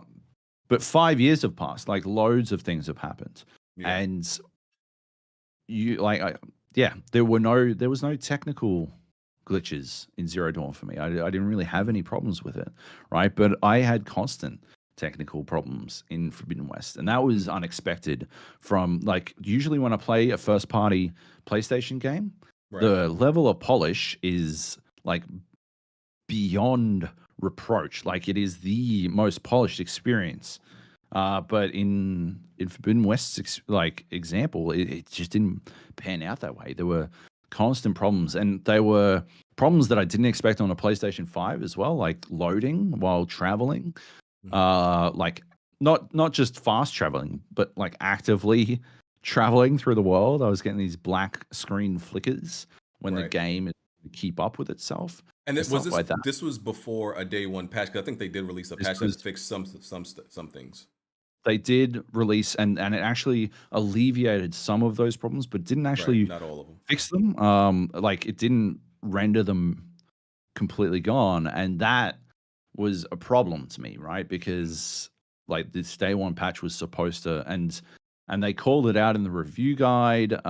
Like you get like a sort of dossier that Yeah, tells I've you got them like, before, yeah. Mhm. yeah, you get these giant red letters and it says the embargo is now. Do not break Yeah. embargo. Even though Washington Post broke embargo, Mhm. like don't do this, and please try to avoid talking about such and such stuff. I remember with The Last of Us Part Two, the spoiler right guidelines in Yep. that were ridiculous, ridiculous. You couldn't talk about the entire second half of that game, Mhm. like half of that game. They're like, Everything you can't in talk that game about is a that. spoiler. Yeah, everything is a spoiler in that Yeah, game. Yeah. yeah, yeah. So that was, but yeah, like they said in the review guide, these things will be fixed in Mhm. day one, So they were and aware. yeah, they were, Mhm. and they Okay. weren't fixed, That's and interesting. so that's a problem. But yeah, if we go back to on a in a holistic sense, right? I feel like everything that Forbidden West improved over Zero Dawn is really either superficial. It only appears, it's an illusion, right? It only appears to be improved. It winds up panning out not all that better. Like the climbing, right? The traversal looks better, right? Because in Zero Dawn, right, you had those big knob Yeah. holes, Yeah, it's pretty right? much And you going go, straight up, straight down, yeah. and it was like the puzzle platforming in it was mostly logic based, right? You had to work out where to go from here and when to jump, and like classic platforming, puzzle platforming. In Forbidden West, they got rid of those handholds, Mhm. but the yellow line when you ping, that shows you where you can climb, Yep. it's the same thing, right? They've just gotten rid of the big knobs. That's Mhm. like you can only climb in the same. It's still a linear climbing experience, and at the same time, they reduced the complexity of the puzzle platforming, Mhm. and so the end result there is a worse climbing experience to me, and so that is a downgrade, right? And the combat, right, seems superficially expanded upon. There's more weapons, and uh, Yeah, I saw that as one of a the complaints, yeah. expanded melee and all this kind of stuff. But you can, like as I was talking about before, I was able to optimize it to the point Yeah. where, uh, like another critic I was talking to got to like I won't talk about spoilers, right? But got to the final fight 20 levels under where they should have been, Mhm. basically, and they were struggling. And they're like, I don't know how I'm going to do this. I think I'm going to have to like load an older save game, but the save game that would have loaded would have been quite old. And I'm like, have you tried explosive tips on the spike thrower? And it solved it. They Just were spammed them? Yeah. they were successful, Yeah. right? They got through it. 20 levels under. Um, I don't think anyone playing on anything above normal or medium would be able to accomplish the same thing under Right. any circumstances, but they were able to, and Yeah. that's a simplification of a combat system, but it's presented as more complex, right? Mhm. And that's again, it looks better, but it is worse, and Yeah. that's bad to me, you know? Yeah, because I'm playing on the hardest difficulty, and Right. I feel severely underpowered, even more so than in Zero Dawn. Yeah. So I get what you're saying, that because of the difficulty you're playing on, you were able to pretty much ride the game out, essentially doing the same thing without having to, you without the game forcing you to actually utilize other means. But And the average gamer who loads into the game and yeah, doesn't even press start to look at settings, hmm they will have that same experience and they will inevitably land on that same thing if yeah, their mind works that way, right? So hmm that's what you're trying to write towards. That's who you're trying yeah. to write for, Okay. you know? What about people Yeah, who would say, okay, well, you can, yeah, at that difficulty, the game allows you to pretty much use whatever easy means, whatever simplified means to get through the game.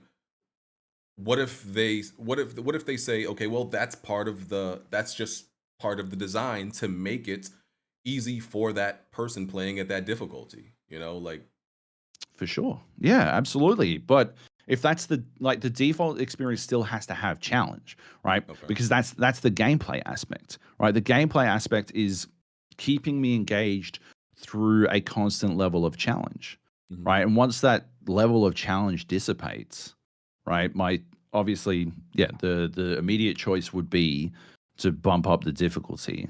hmm And games over the last decade have done such a revolutionary job of making at simplifying that process because for exactly that reason, right?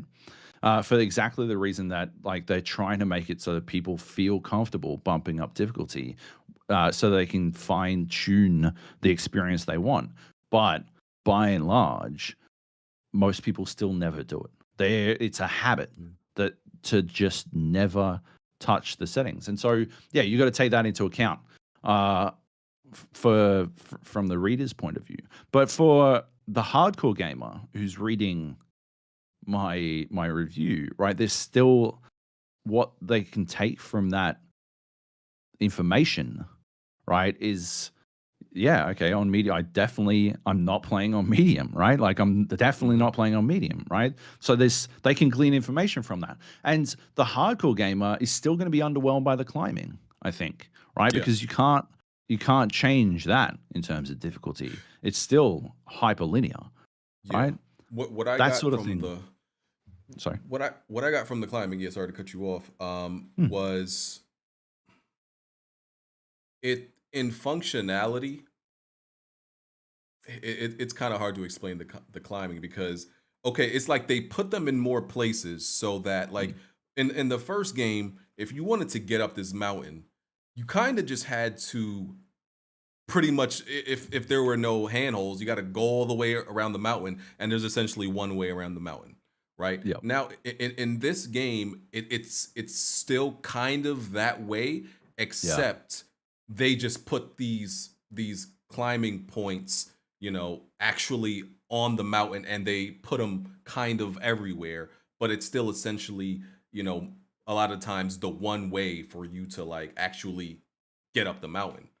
So I get what you're saying, and like it also feels sometimes feels very janky because the climbing spots they have them plotted very in strange patterns, and sometimes it feels like it doesn't flow. She's not flowing as Right. smoothly as the climbing did in the first one. So I definitely get that criticism. I There's understand that one. this there's like this moment uh in Forbidden West, or a couple of moments where when it becomes a horizontal line like a T Mhm. in the Yeah. climbing, right? And if you're just holding up on the left thumbstick to climb, which too often you can do, she will just go left and right over and Okay. over. Like she just can't decide Back and which forth. way is which, and you've got to. But it's so weird because if it was just left, she would automatically go left, and Mhm. so there's this sudden injection of a crossroads that has confused her automatic climbing AI that feels very weird to see in progress, and is that then suddenly like reminds you that you're supposed to be thinking during climbing because you Mhm. sort of just get into a real automatic flow. with climbing to the point where, yeah, again, like I was saying before, you're not engaged with the climbing, and it's automatic. It just is Yeah. what it is. You do what you're doing, and Yeah. that's bad gameplay to me. Yeah. Like I need to be thinking about shit. I need to be wondering. But Mhm. I said in my review, right? She'll do that giant leap and hold on with one arm, and then fling backwards, and like she's in Mission Impossible, and then grab back on again. And then once you realize the climbing is super linear, you realize, well, there was nowhere else she could jump.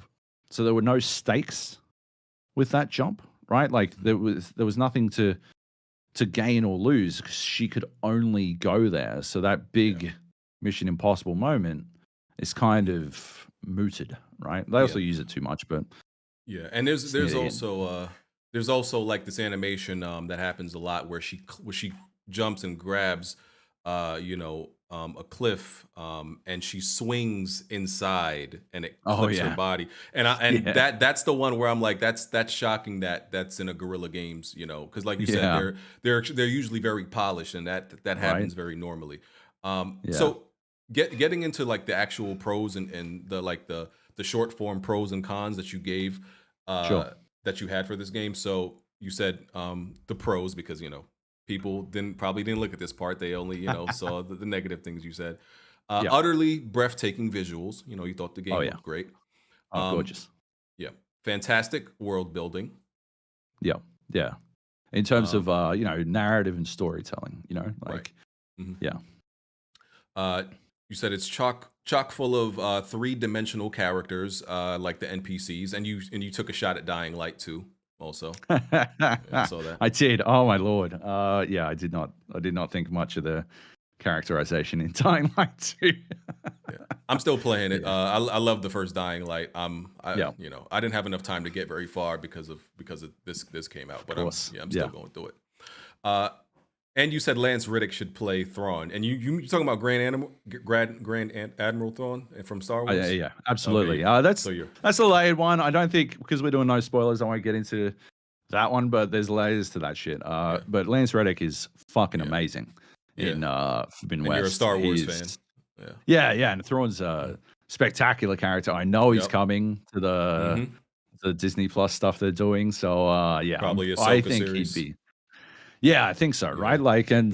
and yeah, I think Lance Reddick should be in everything, basically. So Yeah. he's awesome.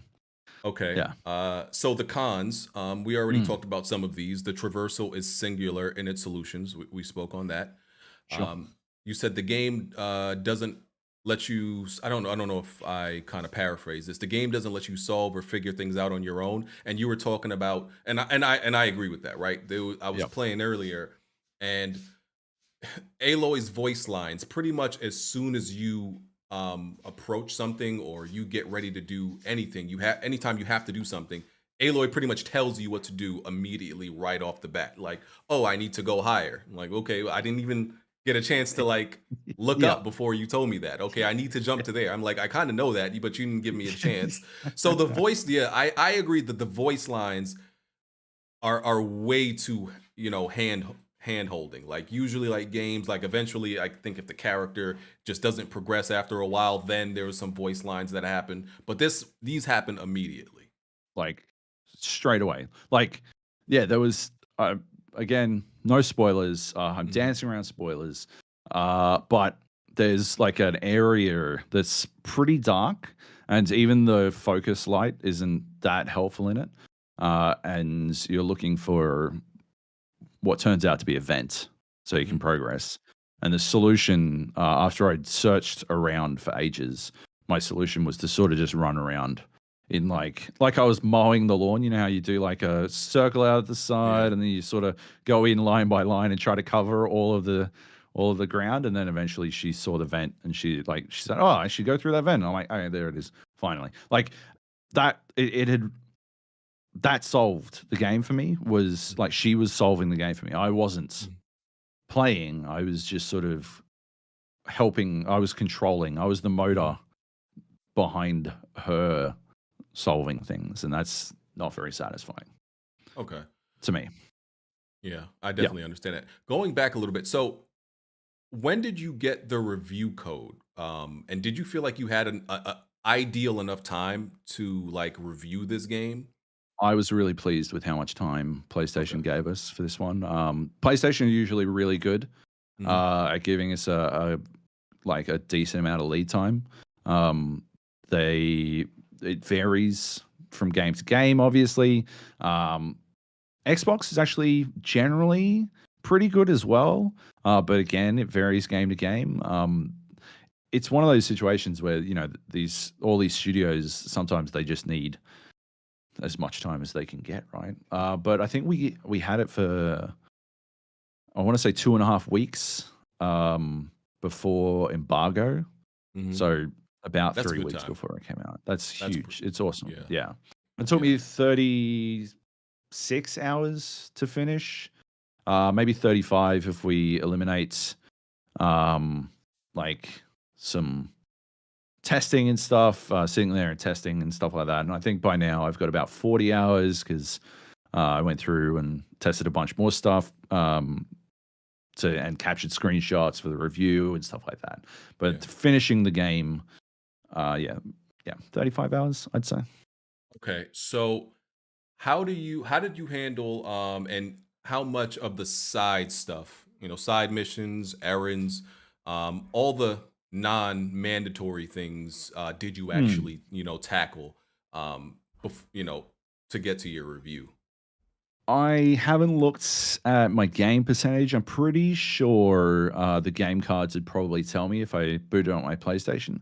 Because that's the good thing about PS5. It's got those game cards. They tell you so much information. Yeah. Um, but I think I did. I don't know, a good amount, half to two-thirds of the side quests. Okay. Usually, like that's because like I said in the review, the characterization was so interesting, and you kept coming across these people who were really intriguing and had like what they were trying to engage me with, what they were trying to entice me with, was interesting enough for me to want to go into it. Nope, never mind. I was about to say something, but don't worry about it. Spoiler stuff. I'll avoid it.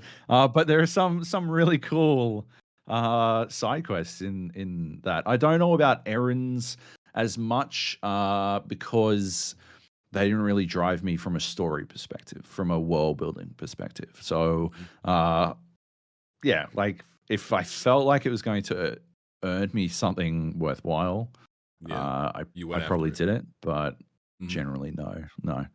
I was Okay. pretty focused on the main stuff, and I think sometimes well, I personally think side quests play into that Yeah. experience, and also there was a sense that pretty early on, the quest recommendation says you should be around like level 17 and then throws you up against like a level 34 Dinobot. And I'm like, all right, Mhm. maybe I should do some extra stuff to make sure I Yeah. keep up on levels as well. Because I Yeah. feel like I was 17 at the time.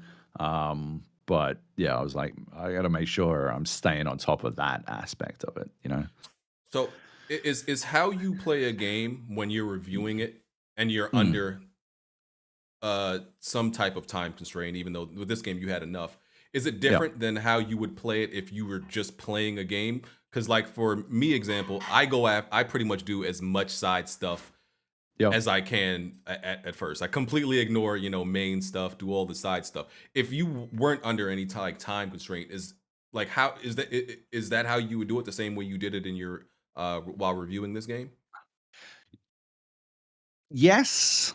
However, at some points, unless your editor will give you a little breathing room on the Mhm, deadline, uh, you've got a job to do, right? mhm. And so you got to turn in on time.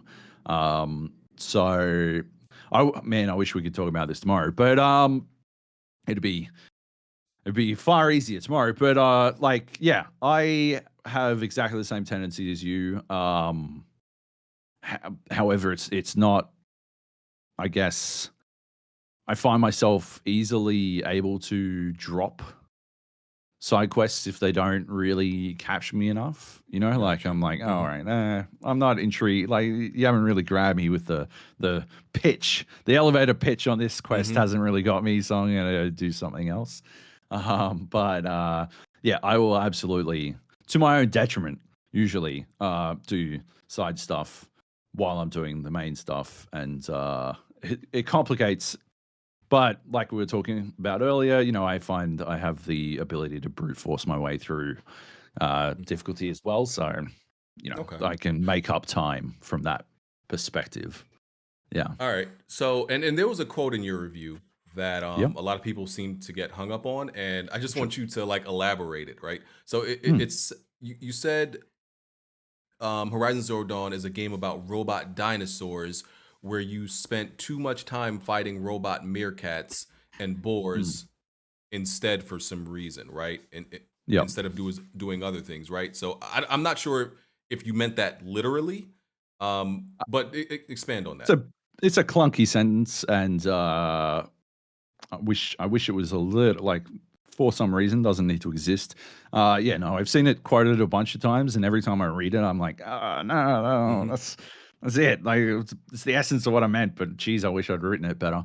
Um, yeah, so it's referencing the onboarding experience of Forbidden West, where you spend all the time fighting. Well, you don't really like you've got like a robot kangaroo and a robot Yeah. meerkat and a robot boar, and you don't see a Hmm. robot dinosaur until like that initial experience. You don't see one for what feels like ages, and like when you do get to them, they are epic and Hmm. exactly what I wanted.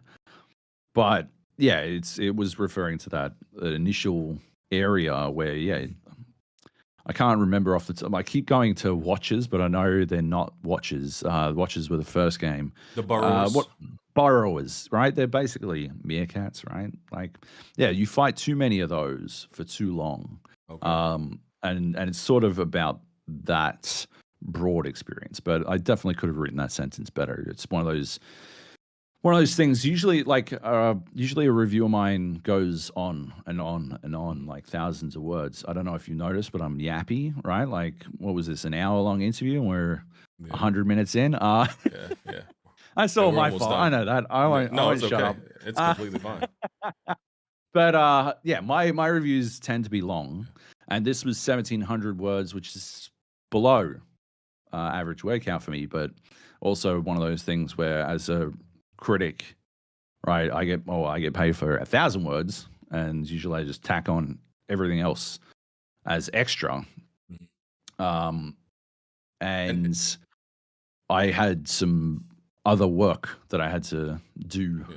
at the time, so I had to sort of focus in and do a tighter review. But yeah, Mhm. I wish I'd written it better. Basically, that sentence in particular, I think my review is well written, right? Like some people are like, "Oh, you're giving Horizon Forbidden West a bad review." I don't do bad reviews. I do great reviews, and Mhm. some of them seem negative. Okay, like I want to clarify on that, Mhm. right? Some of them seem negative, but it's still a great review, and I Yeah. absolutely put in effort, right? Wrote well. It's just that sentence should have been better. Yeah, Absolutely. because some people took that as you saying that the majority of the experience is you Mm, essentially killing the burrowers, yeah, the leap lashers, and that there wasn't a yeah, that diversified was a mistake. experience, because Yeah. they took that quite literally. And I read that, I'm like, I don't know if he means that literally. It sounds like a metaphor for like Yeah. what could be like his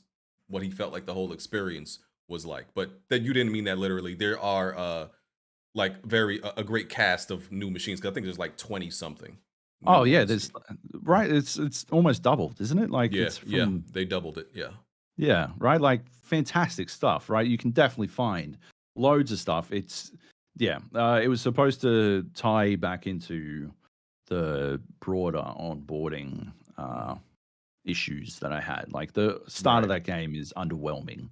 Uh for a game that is supposed to be a sequel. Like Forbidden West suffers basically, from my opinion, from sequelitis, right? Like the Mhm. great sequels either they do something unexpected and change everything, like Alien to Aliens, or they take the formula and they refine it and perfect it, like Terminator to Terminator 2. And Forbidden West doesn't really do that for me. Yeah. It sort of felt like they were having another go at Mhm. the first one, Yeah. and So, I mean, yeah, how I felt about it, like I said, I'm 30 hours in. I yeah, do feel like it's a drastic improvement. Especially, I think like the best yeah. improvements are the quality of life stuff.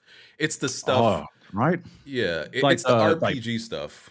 yeah, yeah, Yeah, the inventory in particular. Holy menu shit, like, stuff. Yeah, holy shit. the menu stuff is like makes it so much easier to play this game and such a smoother experience. I think the biggest improvements are the quality of life stuff, the Mm. melee things, the melee combat, the skill tree once again.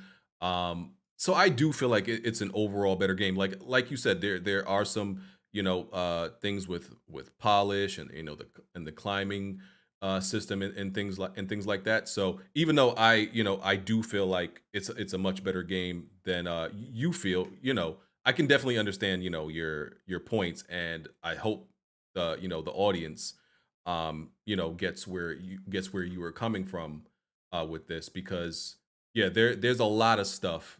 I do feel there's a lot of stuff that they made better. Overall, it's a better game. Some things are newer things, but don't aren't like you said, aren't necessarily 100% better. This isn't Um, a criticism of you under any circumstances, right. and please don't, like, read into it or anything. Just, like, you love it, right? I Hmm. assume, or really like it at Yeah, least, I and do. Yeah. Hmm. I thought it was good, like, really good in some areas and could have been better in others, right? Uh, does my 6.5 make the game worse for you in any way? Not at all. Not at Right? all. Right? Like, that's what confuses me about this entire thing, right? How does my giving a game a score make anything worse for anyone, right? Like, it Hmm. doesn't, like, I'm stoked that you're having a good time with it, right? Because I want everyone to have fun with the games that they wanna have fun with, right? Hmm.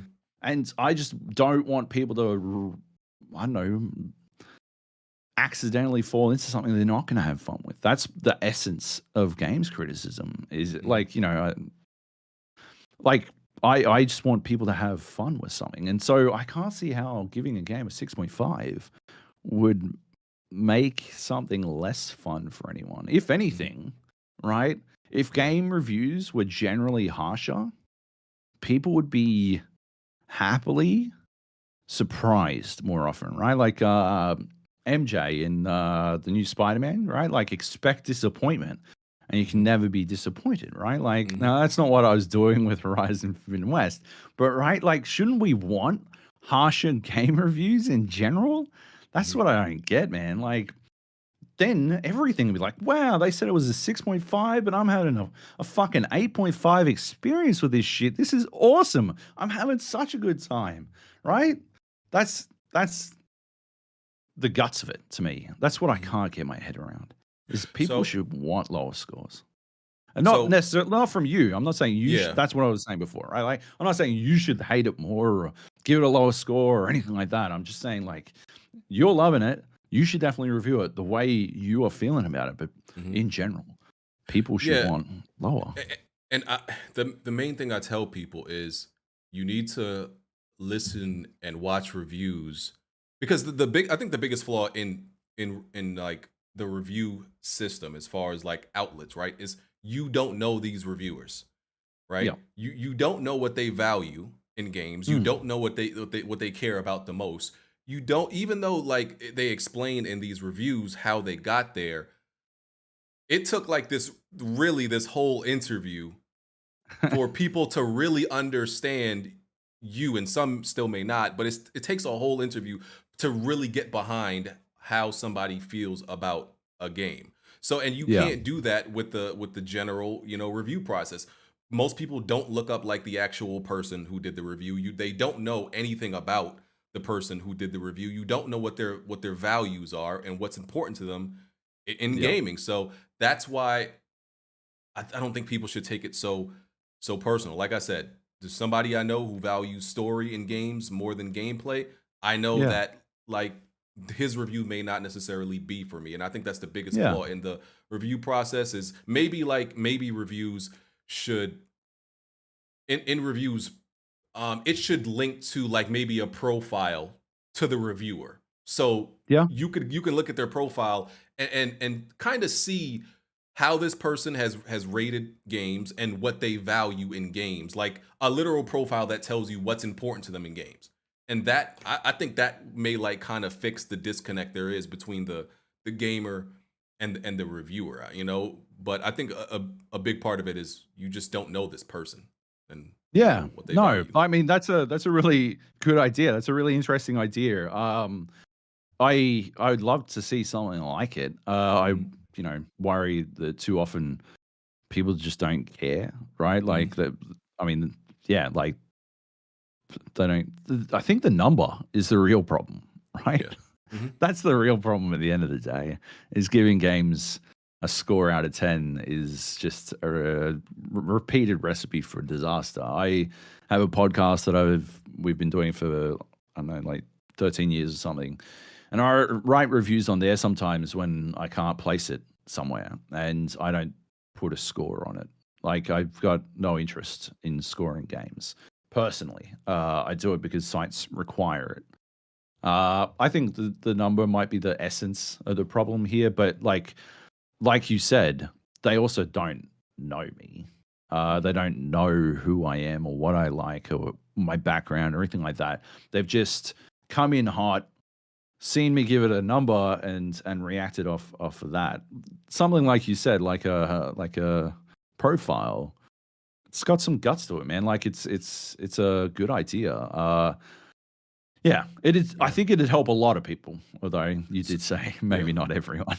yeah. So, the last thing I wanna touch on is Yeah. because people, you know, just aren't able to really grasp the huge change from your review and your score in Zero Dawn Mm, to Forbidden West. So, in right. whatever way you wanna explain it, the people wanna know, how do you go from a 9.6, 9.6 to a 6.5. which essentially is like almost as perfect as you can get, right? Sure. How do you go from that to a game that does have, you know, a lot of improvements, right? Mm. Even though it has some of the flaws you named. How do you go from a 9.6 to a 6.5 given all of those factors? People just don't think that makes sense. That's fair. Like, it's fair. I I feel like I say this too much, right? It's fair from in a superficial sense, right? When you look at it, you're like, yeah, but like, how the fuck, right? I look at it. I guess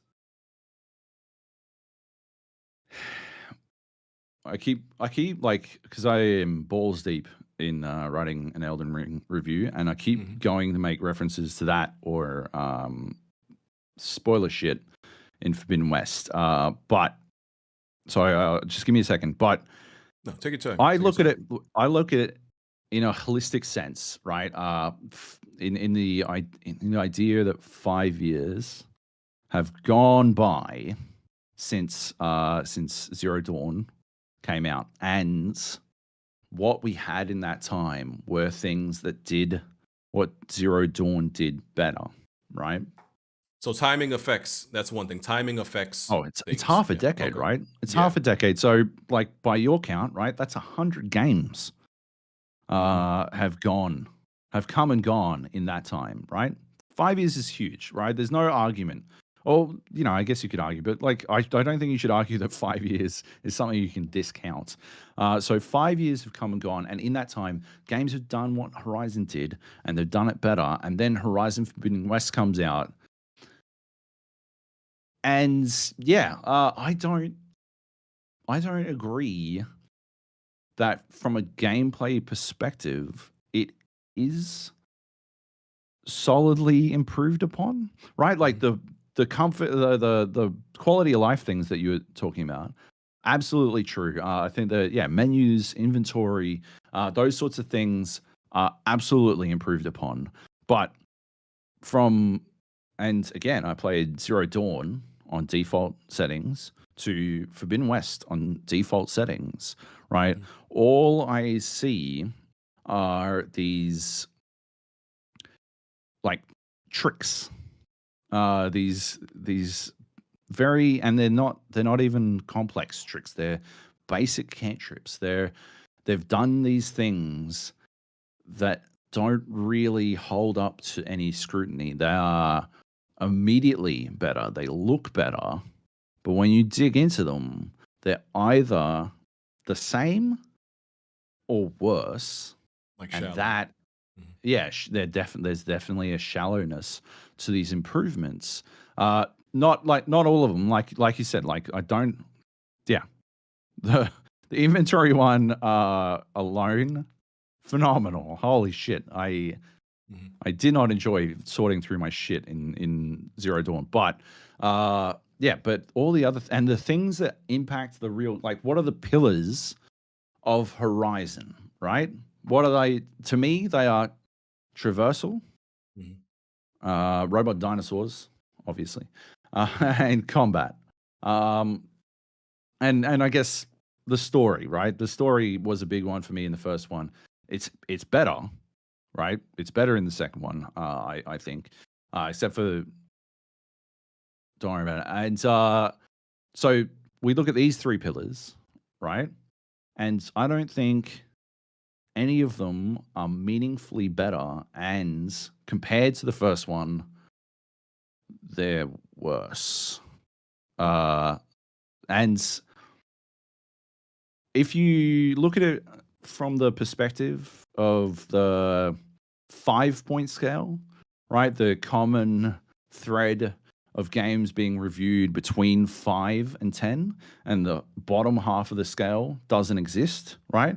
Because have you ever seen people be like, oh, yeah, right, nothing should get a below a 5 if it isn't Mhm. just broken, right? Yeah. Mhm. I've heard of Ludicrous that, yeah. reasoning. It can't hold up. That can't hold up, right? Because you are. It's the same. The opposite side of that is no game should ever get a 10 because no game is Mhm. perfect, right? Right. If I once hear you that do all the that, time too. Yeah. it's also facile, right? It holds no water. Once you make these judgments, you are eliminating these scores. So if Mhm. it can't get a 10 because there's no such thing as perfection, and it can't get below a 5 because it's not functionally broken, you're reviewing on a 4 point Yeah. scale, Mhm. right? But it's masquerading as a 10 point scale, right? Exactly. So if we look at it on an actual 10 point scale, 3 points isn't that big a difference, right? It seems big, and like I can see the criticism, but it's actually not that big a leap. And if you take into account the fact that on a fundamental level, I just think it does well. It doesn't improve upon, and it actively worsens some Mhm. pretty key pillars of what I think the Horizon experience are. Then I think it's actually a pretty logical downgrade. Okay.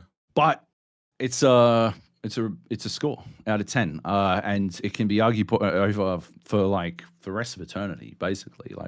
Like Yeah. I mean, we're gonna forget about it by tomorrow, but Mhm. like, yeah, it's completely completely logical to look at those two things and make that Mhm. criticism. I totally understand it. I think like personally, I think I have a solid reasoning for it, but Mhm. yeah, and the other thing is like sequelitis, right? I think I mentioned it before, right? It Horizon Zero Dawn was surprising and shocking and amazing and like holy shit, right? Like out of nowhere, Yeah. and every sequel it now has to like carry those expectations. It's meeting up to those expectations. That's why Yeah.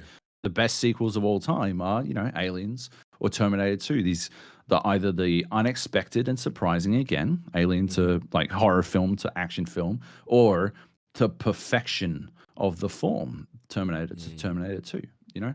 yeah. And if it doesn't meet up to that, then you're always starting, I guess, you're at a disadvantage. You're playing from behind, I guess. Got you. Yeah. Job, I want to thank Hmm. you, good sir, for taking the time out doing this interview with me. It was a great conversation. Yeah, it was Some fantastic. Thanks, BG. yeah, some people obviously, not going to be happy with it either way, It's but never I gonna think it happen. was a great I think it was a great discussion, great conversation. Elaborated on a lot of things and you know, kind of connected on a lot of misunderstandings that people have. So, you know, Mate, thank you. I some appreciate it. really, really insightful questions. Like really good stuff. I really enjoyed this. Like, Mhm. yeah, this was good. I'm so glad you reached out to Yeah. chat to me. I'm very grateful. Yeah. Give me the opportunity to clear the air a Mhm. little bit. But yeah, and yeah, you did it in a super respectful way, which I know we talked, and yeah, you said it was going to be on the level, but I was Mhm. still a little bit afraid.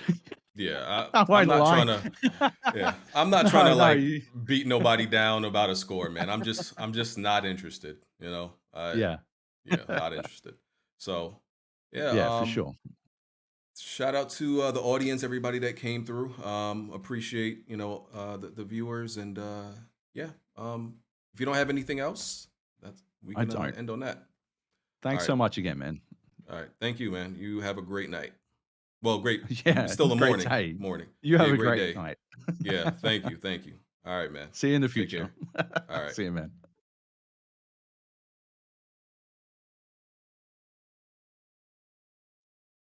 All right. Hold on, y'all. So hold on. Let me fix my camera because it's probably gonna be uh blank. Let me go to uh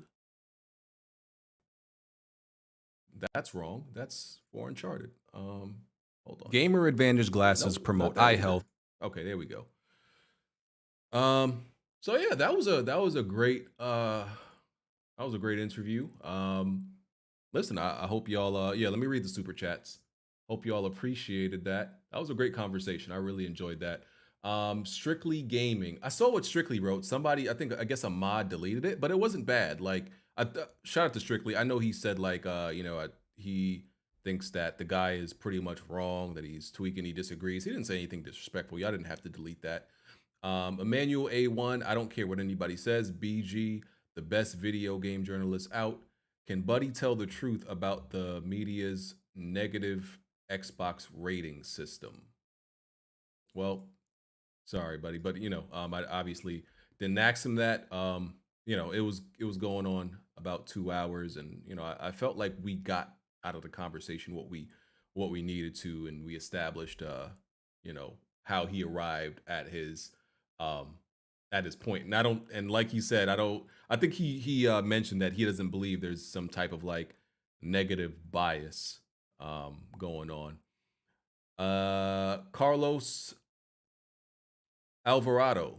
It's a 6.5 because it's a safe improvement. Nothing revolutionary like a change of pace like God of War 2018 or The Last of Us 2 and the death of Joel.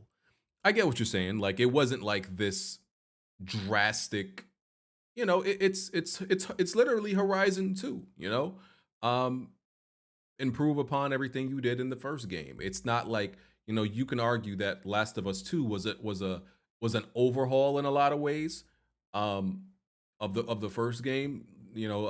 God of War 2018 was literally a pretty much a not a reboot, but you know what I'm saying. It was also an overhaul. Uh I'm Ben Israel. Oh, excuse me. Amar Ben Israel. You did a great job, brother. Don't worry about the stands and the Nut Huggers fam. Great content for the community to enjoy. Thanks, brother. Appreciate that. And Viral Sigma says, man's wildin'. And I think he put a cap emoji that he capping.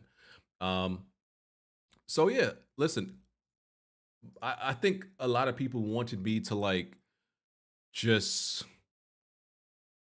almost like go at him and question a lot of I questioned everything that I can think of to for him to explain how he arrived at a 6.5 and to explain his overall feelings and his review. I'm not I like I said, I wasn't gonna argue with this man. I don't care about arguing with him. I wasn't gonna like debate him. This wasn't a debate. It was an interview. You know what I'm saying? Like I wanted him to explain. I wasn't gonna go back and forth um with him because listen, if he thinks it's 6.5, hey man, he thinks it's a 6.5. I legit have no problem with that. So I'm not gonna argue with him if he thinks it's a 6.5. Hey, I respect it. It is what it is. So, you know, that's what my goal was. And I definitely appreciate him, coming on and explaining all that because he definitely didn't have to. Like I said, I reached out to I guess the editor in chief at Stevivor, name was Steve, and he respectfully declined to really speak in this type of manner that I just spoke with Job, which is fine. Like I said, because sure he's got a lot on his plate, but yeah, and I also wanted to get the behind the scenes of how things work for game reviewers that work at publications. Even though he's a freelance. It's the same thing. So I wanted to get that experience, because we criticize reviewers all the time. So I wanted to actually hear behind the scenes. Okay, well, what is the process like? And he explained the process with different publications because he's worked at different publications. Um, and his own personal review tactics. So that's what I wanted to do, and I got that done. Baron, he said, "Dope interview, BG. Appreciate that." Eddie Mendoza, good interview, BG. Mans was fumbling on his words when you ask him how he went from a 9.5 to a 6.5. He said, "Give me a minute to answer." Hey man, he had to think it over, man. He had to think it over. Sometimes you gotta collect your thoughts first. You know, you know, but he did say it's interesting. He did say he didn't feel like a three. What is that? Ooh, that's a three. That's a three. That's essentially like a 3 point drop. He didn't. He felt he didn't think a 3 point drop was that big or that drastic. I think he said, um, which I found interesting. He viewed it like that, and that also explains why he didn't expect like the backlash because to him like a 3 point drop isn't necessarily a big deal. I see it as I think a 3 point drop is kind of a big deal. But what I definitely agreed with him on is he said how people think that like no game should get a 10 or no game should get a 0 or a 1 because there's no such thing as a one game and no such thing as a perfect game. And I agree with that. I tell people that all the time. 10 does not mean flawless. 10 just means to me 10 means the game is so great, is so amazing that the pros vastly outweigh any cons and there's very little cons. Like God of War 2018 to me is a 10 out of 10, right? Because what there's like maybe two valid complaints in my opinion about God of War 2018. Maybe two valid complaints. But the pros are like a laundry list long. The cons are like is essentially like one or two sentences. So that could be a 10. To me that's a 10. The only like one of the only cons in God of War was that the enemies, you had duplicate enemies, like you had the same boss a few times, the ogres or whatever the hell they were, like you had to fight. Yeah, the boss variety was the biggest con in God of War, and I understand that, right? And you could even point out the fact that Kratos had one death animation. I think a lot of people will ignore that, but like no matter how Kratos got killed, he had one death animation, and to me that seemed. I think he had one death animation in the previous games too, technically, but it just looks weird. It just looks weird. In God of War 2018 more than it did in the previous games. But yeah, overall, yeah, I think it was a great interview. He said his points, and I think he explained them well. So I'm not going to stay here too much longer. Like I said, oh, and by last super chat, Roy said BG does interviews better than Blandrew. Thank you, sir. I appreciate that. Somebody giving me my credit. So yeah, shout out to Job. Shout out to everybody in the chat. Share out the interview. Tell everybody to watch your grandmother, your sister, your giraffe, your dog. You know, share it, like it, hit the like button. Weapon Wheel Podcast is, of course, this Sunday. Support the Weapon Wheel Patreon, link in the description. Follow me on Twitter if you're not. Hit the join button to become part of the channel. And yeah, I will catch y'all on the next video. But first, I got to play this Gamer Advantage promo. Gamer Advantage glasses promote eye health by blocking out harmful blue lights.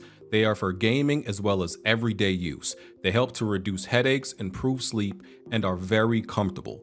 Gamer Advantage glasses are available in prescription and non-prescription, have several different frames and lenses, and are very affordable.